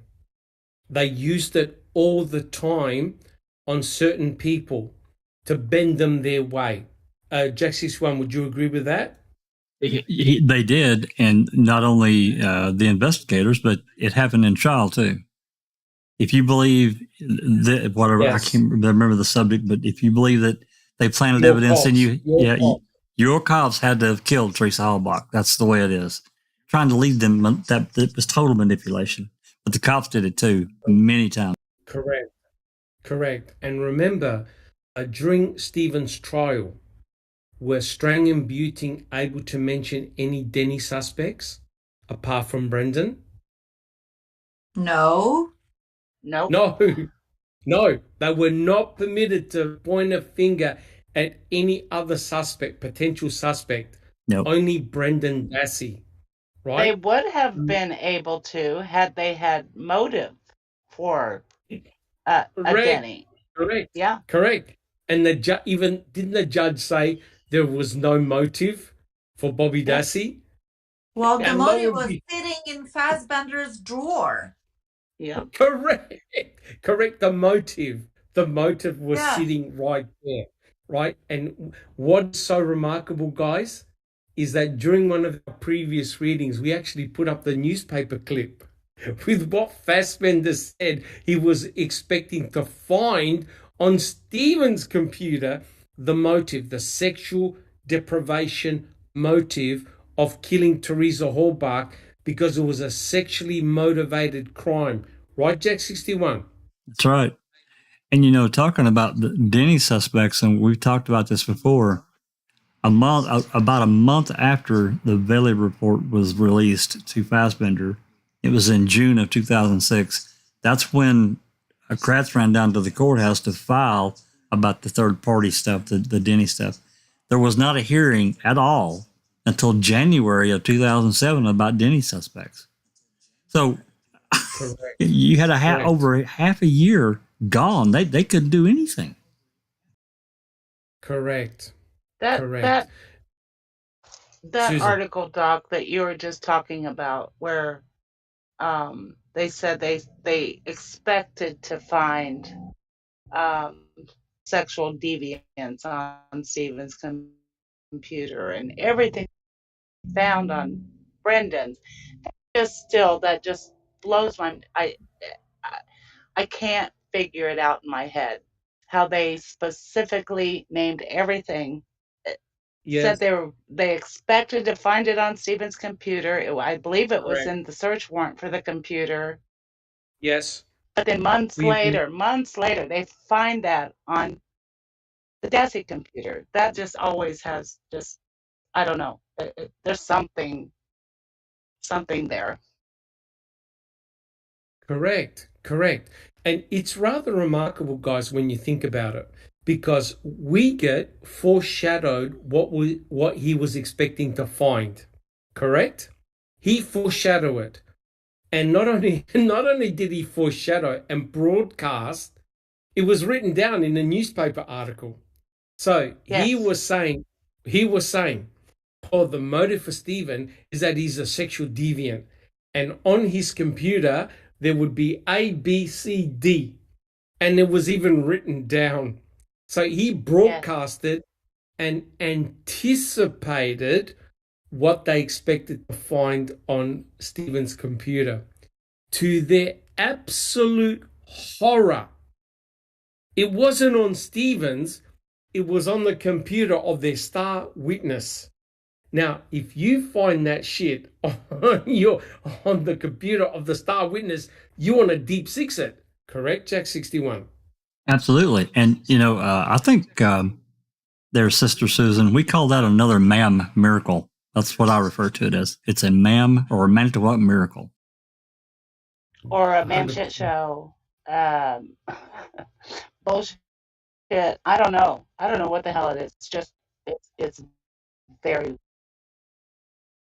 Correct. But, guys, I don't know what the hell was happening in Manitowoc, but how unprofessional would it be for an investigator to start blabbing to the press without doing any research first, right? And that goes to show that the search warrants that Sunshine Christina found, that they shouldn't have given to Sunshine Christina, talking about the bones at the clandestine burial site and the blunt and bloody object found in the back of Teresa's RAV4. They're already projecting and expecting what to find, and that's why they did the search warrant, right? And they shot themselves in the foot because they even said, remember what they said about Cuss Road? We expect to find a tarp. We expect to find this. We expect to find that.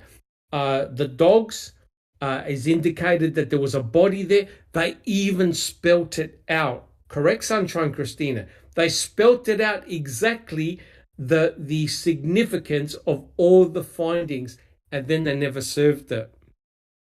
And somehow, Sunshine Christina, you got a hold of it How did Yeah, you end up doing that? I still don't know, but I am thankful.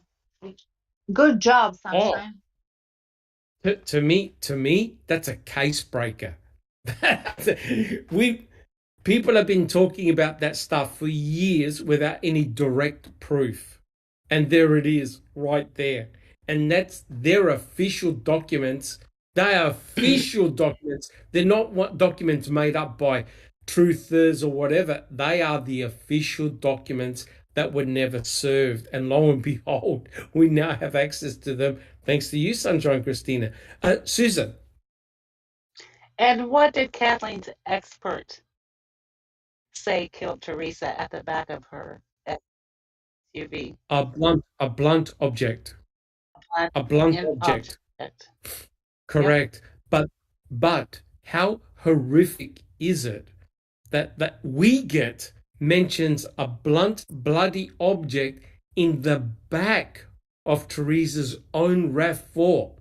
Where the hell is it? Where the hell is it? Good question. It's gone. It's gone, right? And it's sort of like, wait a minute, if they're writing it down in a search warrant, where the hell is that object? You can't just make it up. And remember that document also, J61, that we read, where who was it? Fallon mentioned the bones. That's right. At Cuss Road, at the clandestine burial site, saying, oh, well, you know, the poor officers, they were swept off their feet because there were so many things to do because, you know, at the clandestine burial site, etc., etc. And now, in court, when they spoke to Colburn, they said to him, what happened at Cuss Road? And he goes, nothing. So what the hell is going on when their own reports are mentioning bones at the clandestine burial site and Andrew Colburn was there with a camera and he goes, nothing. So, you know, guys, there's something weird going on and we can now see it, what they've done with the computer. We can see it in real time, how they hid that evidence. So, guys, here's the kicker. If they hid that evidence, what other evidence is missing? That's right. J61. That's exactly right. It begs the question, these guys are repeat fucking offenders. They've done it before. J61. Absolutely. And, you know, that is the question. You know, we continue to look for these documents and recordings and, you know, to find, you know, even, I've said it before, even if it's not something that might not necessarily be the golden egg or whatever, it still fills in a fuller picture of like that pile of search warrants that Christina got. I mean, my God, yes. Man, they found this blunt and bloody object in the back of the RAV, and we don't know where the hell it's at. What else is there that we don't know about? Where's it at? Yeah. But not only that, Ken Kratz had the gall to say in his book, oh, Kathleen Zellner and her bloody blunt and bloody object, you know, she just gave an alternative scenario of how Teresa Horbach was bludgeoned, right? And all of a sudden, it's there in their own fucking search warrant. That's right. About a blunt and bloody object. And I'll bet you money he knew about it too. Of course he did. Absolutely. These guys have been caught with their pants fucking down, right? And it's so embarrassing because it's not us saying this narrative. It's them. It's coming from the state themselves, not from us, from them. They let the cat out of the bag. Susan, do you have a comment? I think if we actually had all of the real evidence that they found, that we could solve Teresa's murder, possibly. No doubt. Probably. No doubt. The scary thing is, guys, is that it presents the true narrative of what happened. And if you, like I said, if you take away Brendan Dassey, the state had no idea what happened to Teresa, when and where and how. They had no idea. And the stuff that they were finding at Cuss Road and in the back of Teresa's own RAV4 told a different narrative. And Brendan gave a story that made no sense at all. And to make matters worse, Fassbender and Uyghur, in my opinion, knew it. Absolutely knew what Brendan was telling them was bullshit. Alice, do you want to make a comment on that? Bogus and bullshit. Alice, you want to make a comment on that? I love to hear your viewpoint. That's if Alice is still awake. Poor thing. All right. Yeah. I'm still here, Doc. Yeah, I'm still here. Yeah, I mean, what they did to that lad was unfucking believable. You know what I mean? And for it to be there in black and white about a blunt force object being in the back of that car.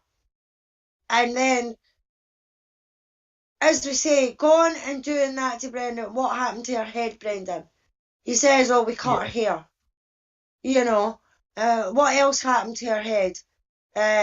He punched her, you know, and then it was, and you could hear the attitude behind it.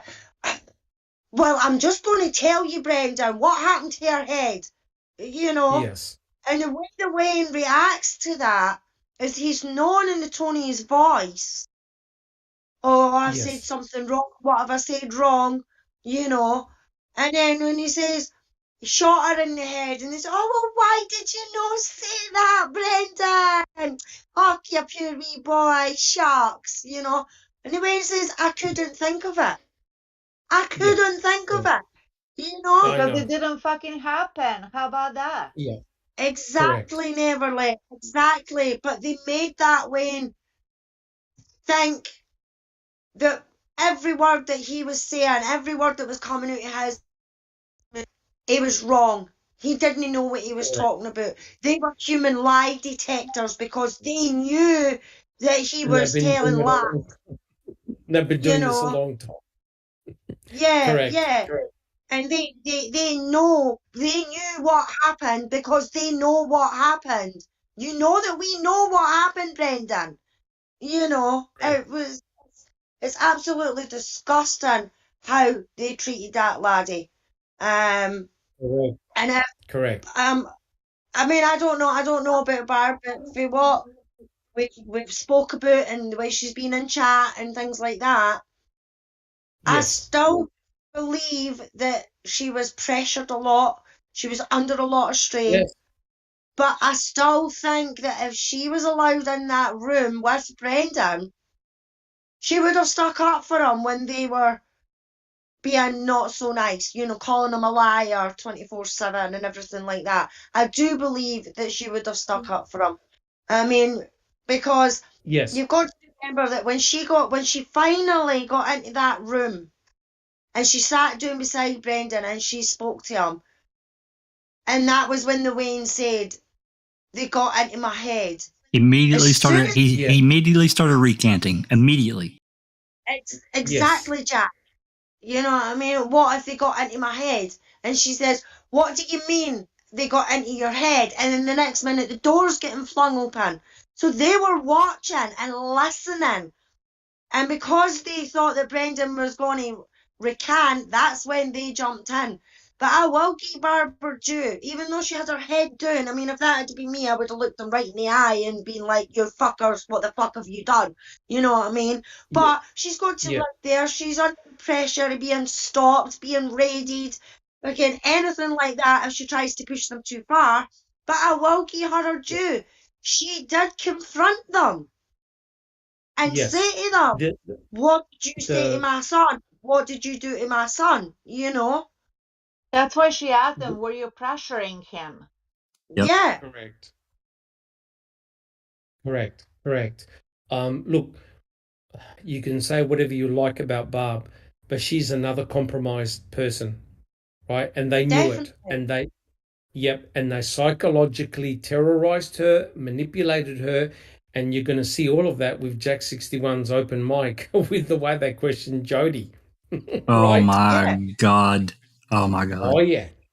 Yep. Well, They and were trying to, I'm sorry. yeah, they were trying to get anybody and everybody to turn on Stephen. And when they realised that they couldn't really do it with Barb because they'd get a bit of pushback, they couldn't really do it with Bobby because he was 19 and that, so they would get a bit of pushback for him as well, you know. Correct. The other lads and that as well, because they were older, they weren't malleable like Brendan was. And I've always Right. says, and I will always say that when they questioned Brendan in that car, I don't know if that was at Two Rivers or Crivets or Krivets. Foxhouse It was or Krivets. whatever.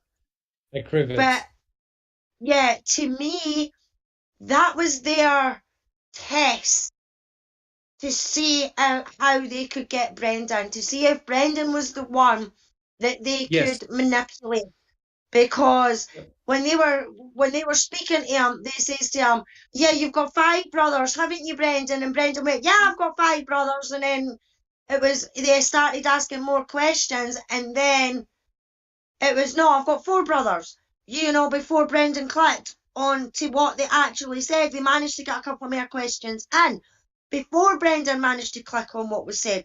So to me, that was their in. That was their get in, that they knew that they could get Brendan because they knew with that answer and then barraging him with a couple of questions after that, it took him a while to register the first question, you know what I mean? Yeah. And that was it. Bang.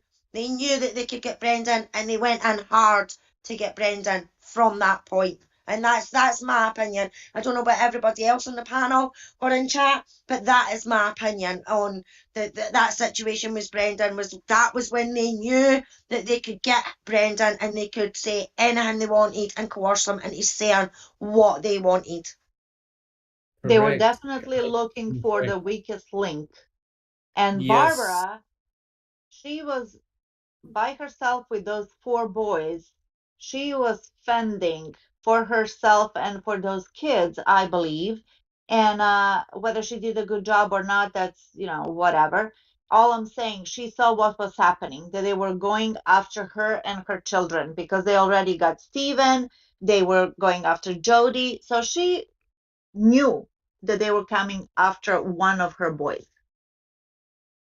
Correct. I also believe that she could never ever predict that they would get actually Brendan, because in her mind, and this is obviously such a subjective statement, that Brendan, what is he gonna say? What are they gonna do to him? He knows nothing. Correct. So And maybe she in was the falsely lulled into that thinking. I don't know. I'm just trying to figure out. Well, have a look at that report that we just read. They said we had to arrest him of what he told us, of what he said. So he's been arrested and in prison for life for words. There's no forensic evidence that ties him to Teresa Hallbach, anything, right? And how the hell can he be charged and convicted for mutilation of a corpse when he said that he put Teresa Hallbach in the fire with his uncle Hole? No. This is another Charles Erickson situation. Words and words only. Words and words only, correct. Alice, do you have a comment? Oh, no, sorry, Doc, I didn't realise I was still on mic. No worries. All right. Sunshine Christina, do you have some comments? I just want to say that Barb probably never thought Brendan would be arrested because Teresa came and left before Brendan and Blaine got home from school, right? Exactly. Problem. So, Yep. so Neverly's got a really good point. In her mind, there's no way they could frame Brendan because whatever happened while him and Blaine were in school. Yeah, That's so correct. she wasn't worried, not worried, but she wasn't that worried about him because he was not even there. He knew nothing. Correct. And just to answer a question in chat, I think it's Derek Clarkson said, how did they come up with all of the 10, 11 gunshots? Is because when the investigators went in the garage, they found 10 or 11 empty shells on the ground in the garage. And that's it. That's how they came up with the 10 or 11 gunshots. Because Brendan Dassey came up with all different numbers, right? Jack 61, the number of times that they shot Teresa Horba, the number changed all the time. That's right. And what Stephen used to complain about was that Roland Johnson admitted he'd fired around about 3,000 rounds of the .22, including a round and likely in the garage as well. When Stephen was mowing the grass, the machine used to catch the cartridges and shoot them all over the place, right? So he used to pick them up and because Kathleen Zellner went in the garage and even found a tin of empty shells. So when the investigators went in the garage and they saw those 10 or 11 shells, their assumption was, oh, well, someone shot that rifle 10 or 11 times, and that number stuck with the number of times that allegedly Stephen had shot Teresa. Well, 10 or 11 times. Yeah, you're giving them too much credit, Doc. They saw those bullet shell casing and said, oh, we might be able to use this in our narrative of how he killed her. Let's be clear here. Because there's no blood, no nothing.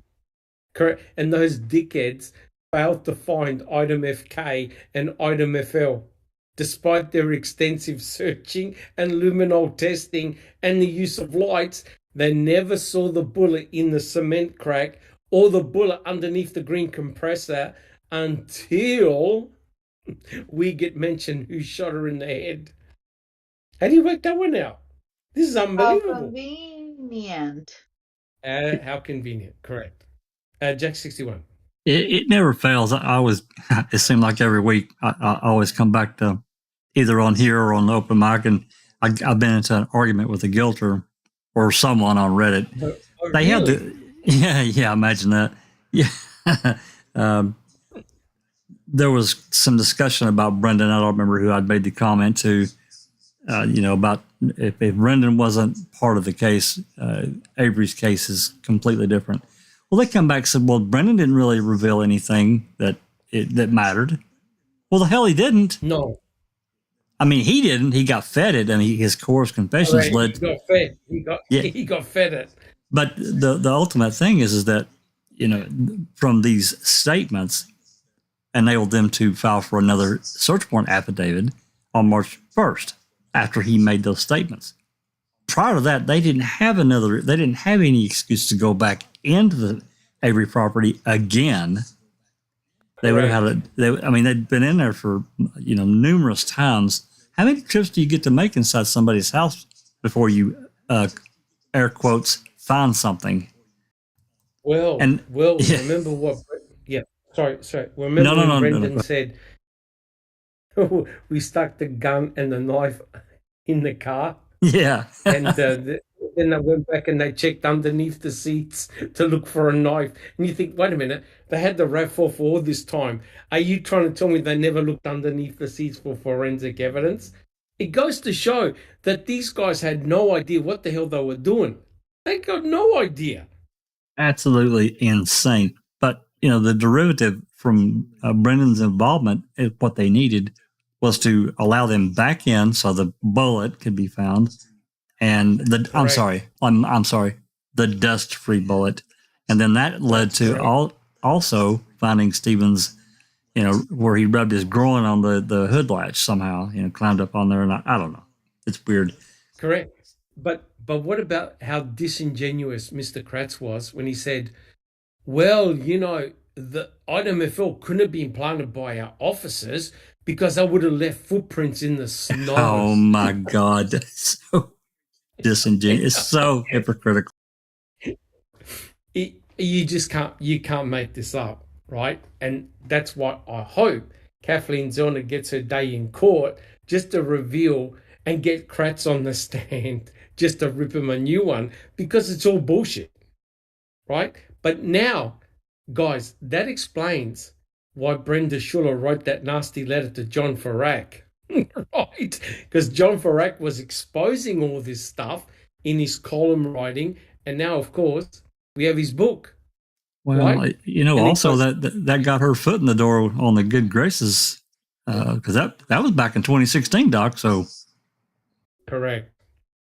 Very, very interesting. All right, I reckon, guys, we read one or two more pages. Are we happy with that? Sounds good, Doc. Sure. Okay. And Neverly, would you like to continue? Yes. Instead, the report was designed to ensure Strang and Buting had no clue, no idea that Bobby was a sexually disturbed deviant, which would have raised strong suspicions that he, not Avery, was involved in Teresa's murder, according to Zellner. After all, it's an undisputed fact.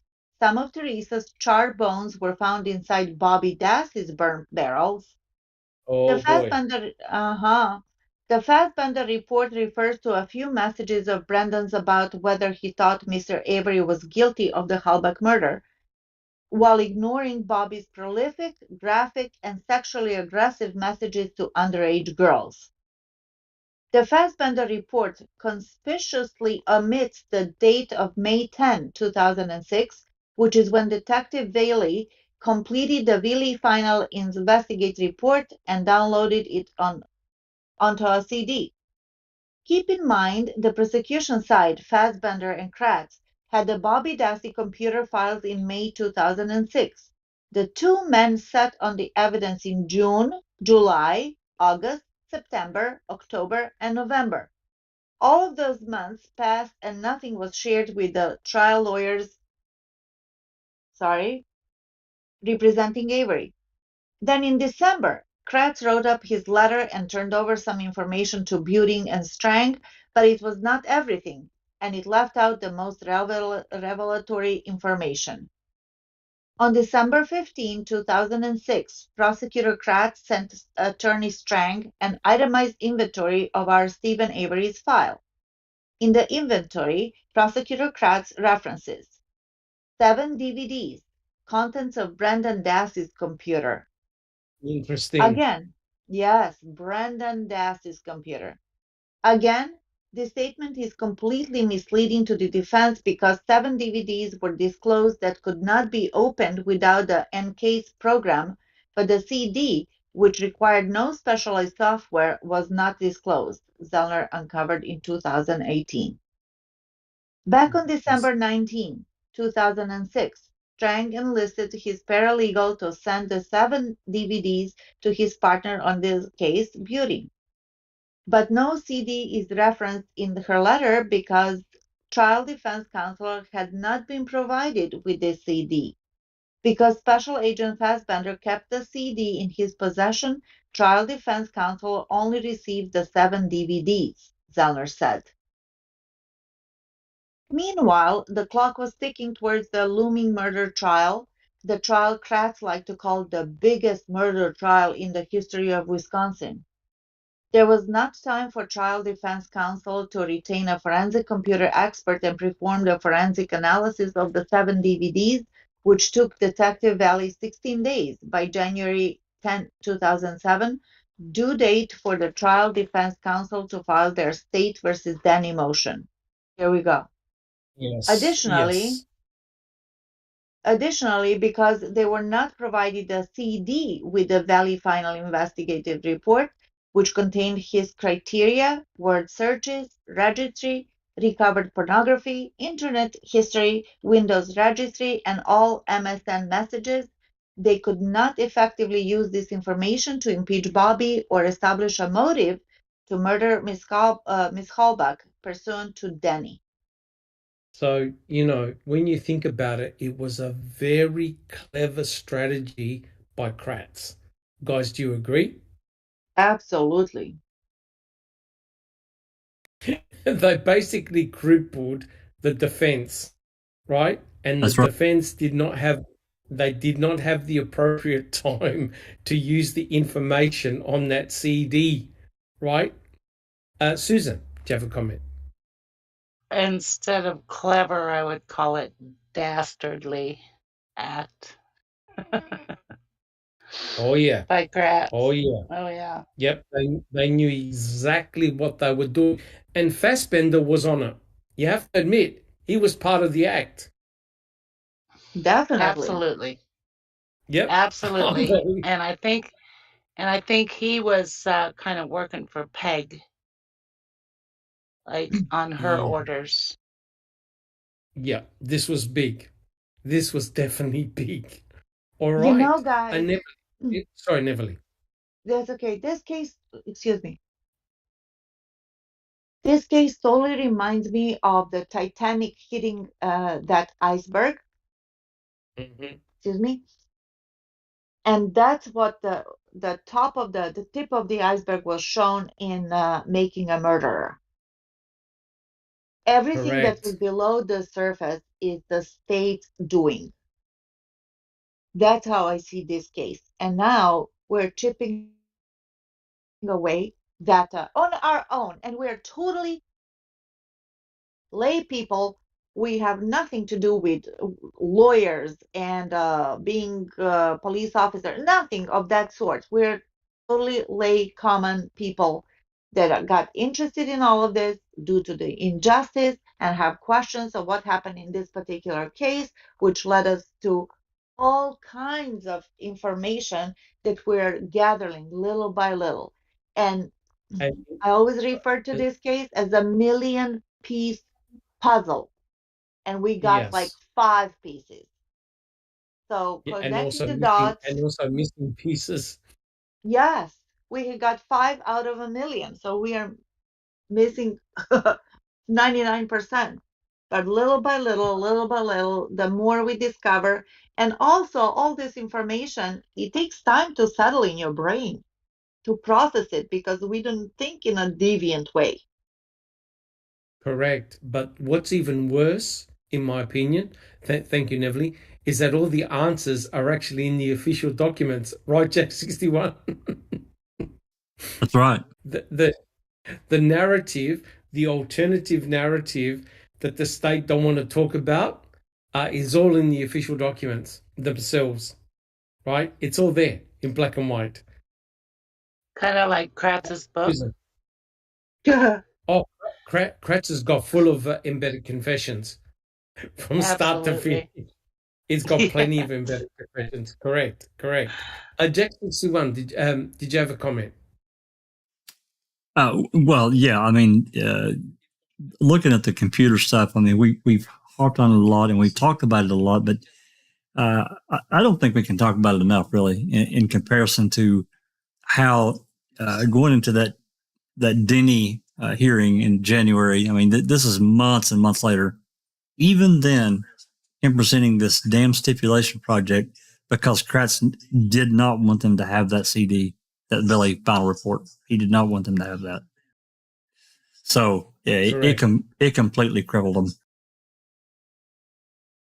Correct. That was very, very damaging. All right, Neville, I reckon if you read one more page, we'll call it quits for the podcast. Yeah, I'll get it back on screen. Just go ahead. Yep. No hassles. Then on the eve of Avery's trial, Strang got a document from Kratz called Stipulation Project. Kratz mentioned in his January 25, 2007 correspondence there was a computer analysis of Steve, Teresa, and Brendan's computer hard drives, and Detective Ely found nothing of evidentiary value. We may wish to introduce the fact that they looked. Yeah. This stipulation eliminates Officer Valleys as a witness. 5 days later, 5 days later, Manitoba County Judge Patrick Willis rejected the effort of Strang and Buting to utilize State versus Denny to present an alternative suspect as part of their case to show Avery was innocent. On January 30, 2007, Judge Willis denied trial defense counsel's Denny motion because there was no proof of motive for the murder provided by trial defense counsel, Zellner said. Another week later, jury selection got underway. I reckon, Everly, we'll leave it there because there's a new section coming up. But you saw it there in black and white, right? There was nothing of evidentiary value. So all that analysis was just passed off, waste of time, nothing to see here, guys. How on earth did the state get away with this bullshit? How did they do it? I got no idea. But they did. Susan, they did. They did. They Yeah. did. Yep. Bunch of them And got, correct rewards and promotions. accolades, promotions. Yeah. Correct. Won Now, awards. wait a minute. Sorry, Jack 61. Yeah, I was just going to say won awards as well. Correct. Correct. Well, Kaczynski became a judge, for God's sake. Enough said. God. Correct. You Correct, you can't make this stuff up, like you say, Doc. Jesus. But correct me if I'm wrong. Now Kathleen Zellner is procedurally barred from talking about that material on the computer. Is that correct? That's right. It's gone unless she gets into a new trial. Unless there's a new trial. If there's a new trial, then it all comes in. Oh, Well, sorry. I'm sorry, but what kind of justice is this? Are we looking for truth? Are we worried about procedures? We're worried about procedures. Procedure and the answer. And the responsibility of the Wisconsin State Authority and what they've done to protect themselves from that damn lawsuit. Yeah. Christina? Correct. Sorry, I jumped in front of you. I'm sorry. No, you're okay. I just wanted to say, I think that I was thinking someone had mentioned we were talking about the Daniel Holtz call case, and they also, in that case, they gave each other a lot of awards afterwards. And I think they also did it in the Melissa Lucio case, maybe. And I'm wondering if that isn't a kind of a way to say, this is how you get ahead. Keep your mouth shut. Go with the flow. Do what we tell you. Don't make waves, and you will, rise to the top. Be of rewarded. The show. Be rewarded. Yeah. It's called motive. It's motive. It really is. Yeah. It really is. Yeah. Because An there opportunity. there was an officer in Wisconsin who tried to be a whistleblower. His boss, he was a DCI agent of all things, and his boss had a gun modification shop, like in the that he ran out of his back of his house. Well, this officer found out that his boss was illegally modifying semi-automatic weapons to fully automatic, and these weapons, which is illegal, and not only was he doing that, the weapons he was modifying for these people were unregistered, or even worse, I'm thinking they were illegal or they were seized, and then the officers took them instead of turning them in to be destroyed, right? Because why would you report this unless it was really bad? Modifying a legally obtained gun is one thing. It's still wrong, but it's, but if they were taking the guns from the bad guys and not reporting them, and then keeping them and modifying them into automatic fire, that's really And so when he told on them, he got fired, and he's been unable to work as an officer since. I've posted the article a few times. That's why they don't say anything. And he's not the only one. He's not the only officer who's tried to come forward. Look at Bambi Van Bennick. Look what they did to her. Yes. So it's sad. Which is very, which is quite shocking when you think what Jean Couchet said during the deposition. Right? He mentioned the fact that Kucerik is the type of guy that will backstab you while shaking your hand. And he mentioned about DNA evidence can be fabricated. Yeah, you don't say stuff like that. That's very, very interesting indeed. All right, then. Well, look, guys, I think we've covered quite a lot, and we've had a lot of interaction in the chat.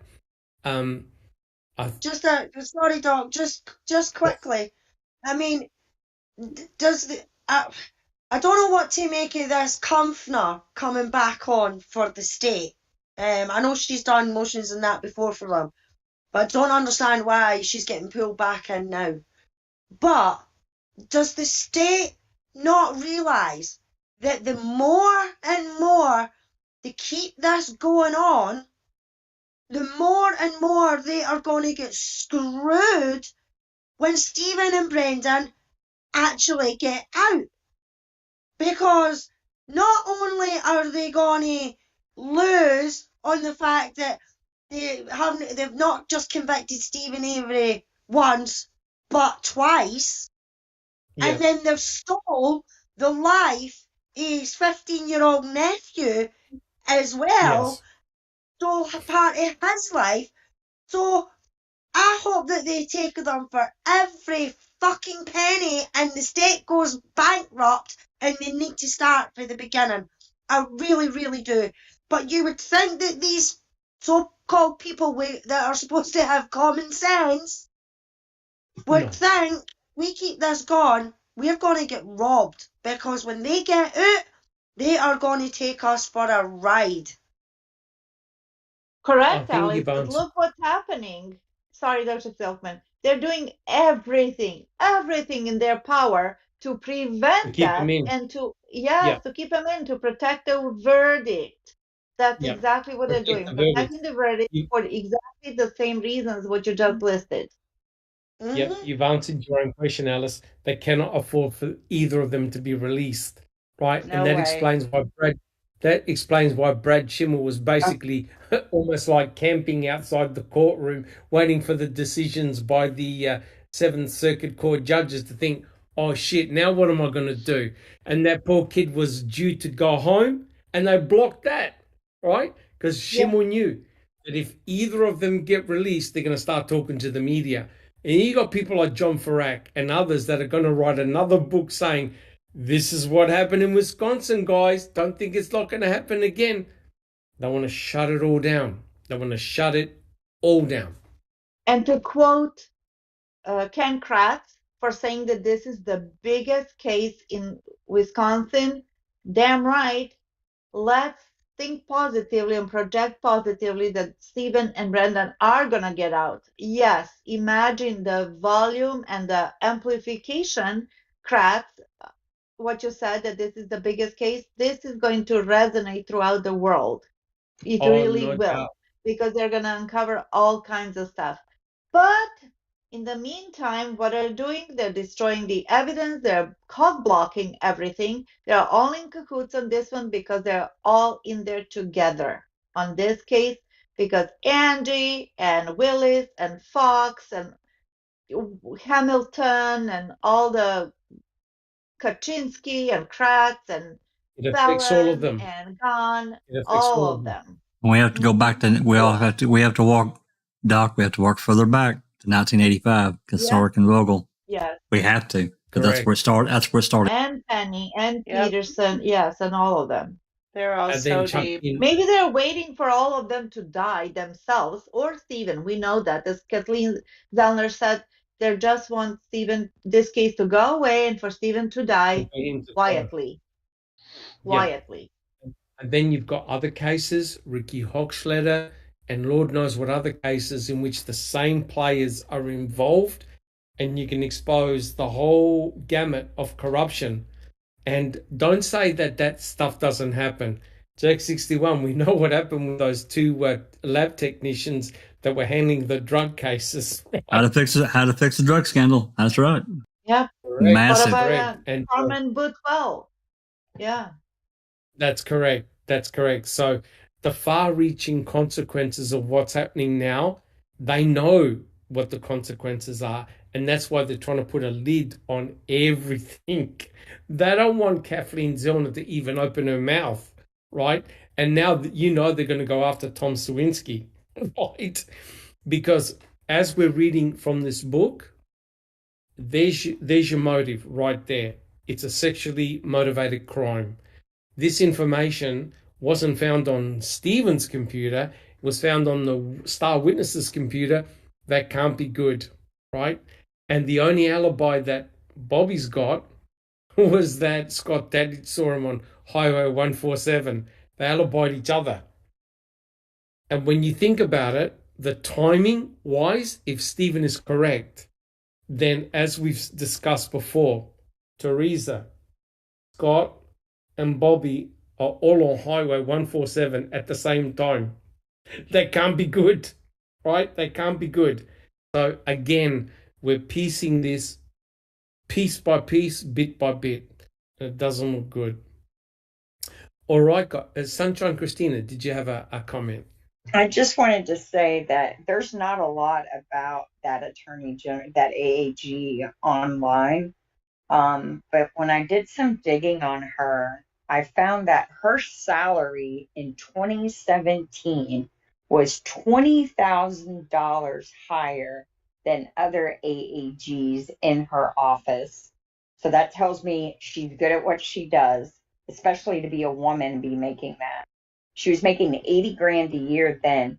And then here's another little interesting tidbit about the Department of Justice salaries across the United States.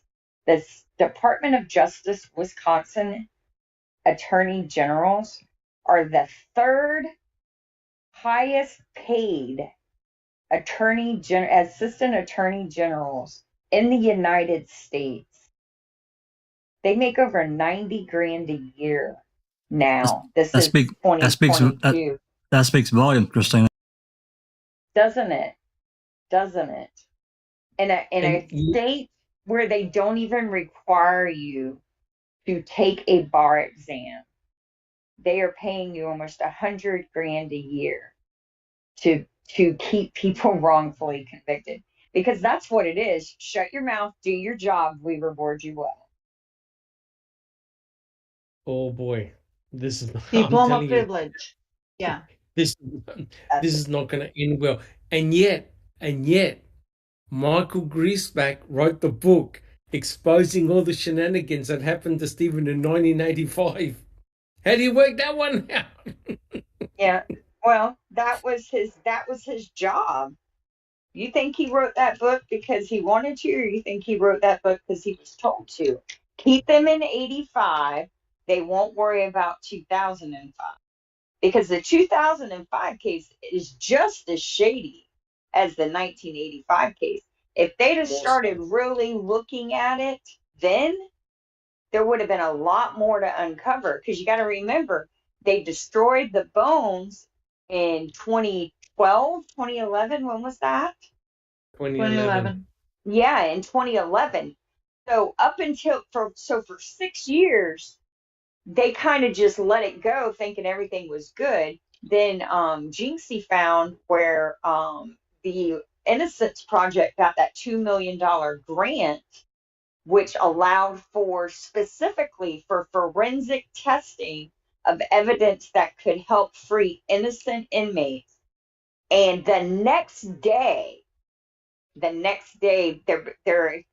an introduction of a narrative with no supporting evidence that the Hallbachs were given back the remains that were released to the funeral home. There's no signature from anyone saying this occurred, and now the bones are gone. And they lied about it. They represented to Zellner that if she dropped her appeal, they would let her test these non-existent bone fragments. And I'm not making any of this up. Like, I'm literally just reporting the facts here. That's what's insane. And these men are still in prison. Correct. Correct. And don't worry, we'll cover all of that in Ferak's book. Well, look, guys, just so that we can close the podcast, again, another fantastic podcast, and chat's gone bananas as usual. But again, guys, look, I just wanted to say I thank you so much to all my panel members. I don't worry, we'll quickly go around. But again, guys, if you have enjoyed what we've done, please subscribe to the channel. Put your DNA on the thumbs up button if you've enjoyed our podcasts. And please check our YouTube channel, because there's a lot of podcasts and information on there for you guys. So, guys, let's quickly go around the panel. Tell us how things are coming along and how things are coming along as well. Neverly, how about yourself? Thank you, Dr. Silkman. All is well, really. All is well, and just pushing through, enjoying Saturdays, reading with the crew, of course. And I can't wait for tomorrow's open mic. It's amazing through all these phone calls that we hear.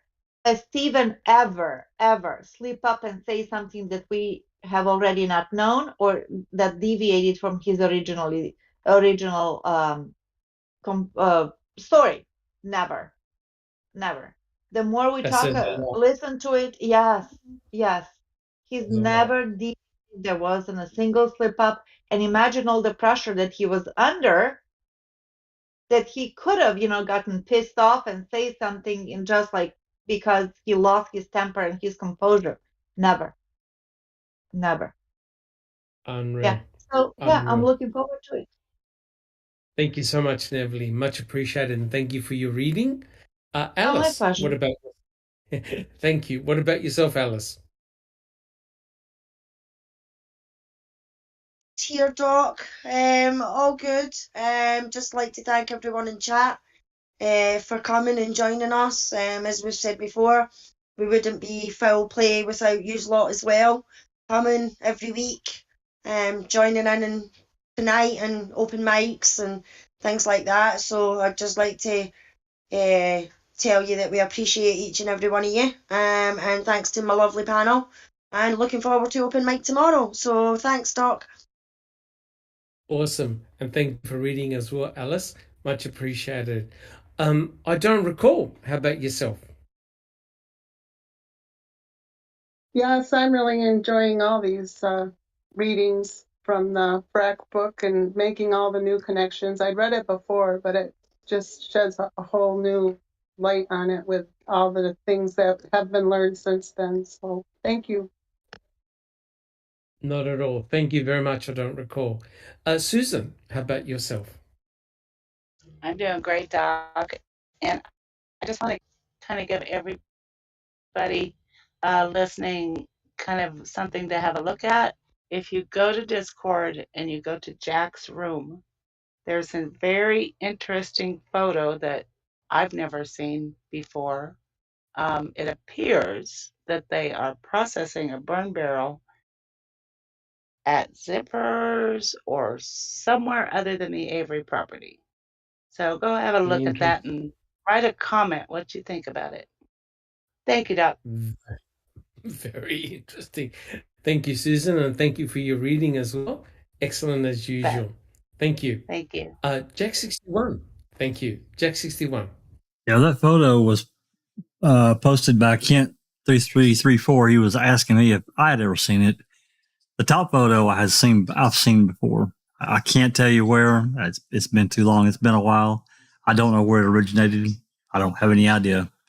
And it is a photo of what appears to be the side or backyard of the Zipper residence. I don't know that, though, so don't hold me to it. And then you can see a burn barrel, and it looks like an analyst or whatever is there. And then in the back left of that is a van of some type from the state of Wisconsin. So I don't know where the hell. I don't know. There's no reports about it. I know that. Susan? There's also a tent up over it. Yep. It's tent. Yep. There's a tent up over it. So I don't know. It'd be interesting. And as we all know, there are no reports for any burn barrel examinations except for the Avery Dassey property. and the deer camp. So And the deer camp. yeah, Correct. Oh God, isn't that interesting? it is. Thank you. Do you Very. want to make a comment about open mics? Yeah, just a brief one before we get out of here. Tomorrow's open mic is going to be a really interesting, and at least it was for me. It was a little interesting project that I did, and it's really I got started on it because of all the jail visit recordings that we got recently, and understanding the various interviews that we know that, well, at least we kind of know how many. It's actually more than what we have record or any recording of. This is going to be quite surprising, and there's a take on it that maybe I don't know. I'm just seeing it after I did this, what I've done here the last few days, and pulling this together of how I view Jody as compared to before. So hopefully everyone can join in and give their opinion. I'd love to hear what everyone else thinks as well. And the other the other important thing that we mustn't forget is the statements, the early statements made by certain witnesses compared to after. That's right. Yep. And it's also it's also interesting, Doc. Some of these interviews that I'm going to show, it's interesting of the dates that they fall on too, as comparison to dates of other events for other people. So we'll see. We'll go through it, and people can make of it of what they will. But I had it sure keyed me up. Interesting. Thank you so much, Jack61. Really looking forward to it. And we have Sunshine Christina. I just want to say thank you to Dr. Silkman and to Neverly, because this is a great podcast and I'm honored to be on the panel. I want to say thank you to everyone in chat. And Jax, I think this endeavor that you're going on with Jody is just a phenomenal idea. I think it would be interesting if we could compile this for each person and then build a timeline and just see just how constructed this entire case was. Like, I feel like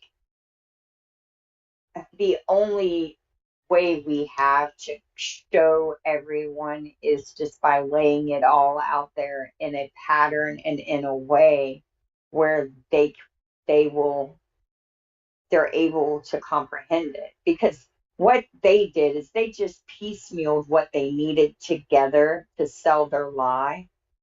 But it took them a lot of work to get these witnesses to come around. And I just think this is a great idea. So looking forward to open mic tomorrow. Was honored to be a part of this great discussion today. And that's it. And hopefully podcast on Wednesday, CTE, Crime Theory Exchange. And I would love to have everyone there. Excellent. Thank you so much, Sunshine Christina. Great to have you back as well, which is awesome. Well, look, guys, I'd like to thank all my fellow panel members for their wisdom and their discussion and comments. And of course, guys, you out in chat, you guys have been awesome. And thank you so much for your support, rolling up each week to our podcast and your comments. Like I said, thank you so much for your support. It really means a lot. And on that, guys, we will catch you all next week. Take care, guys. This has been a Foul Play production.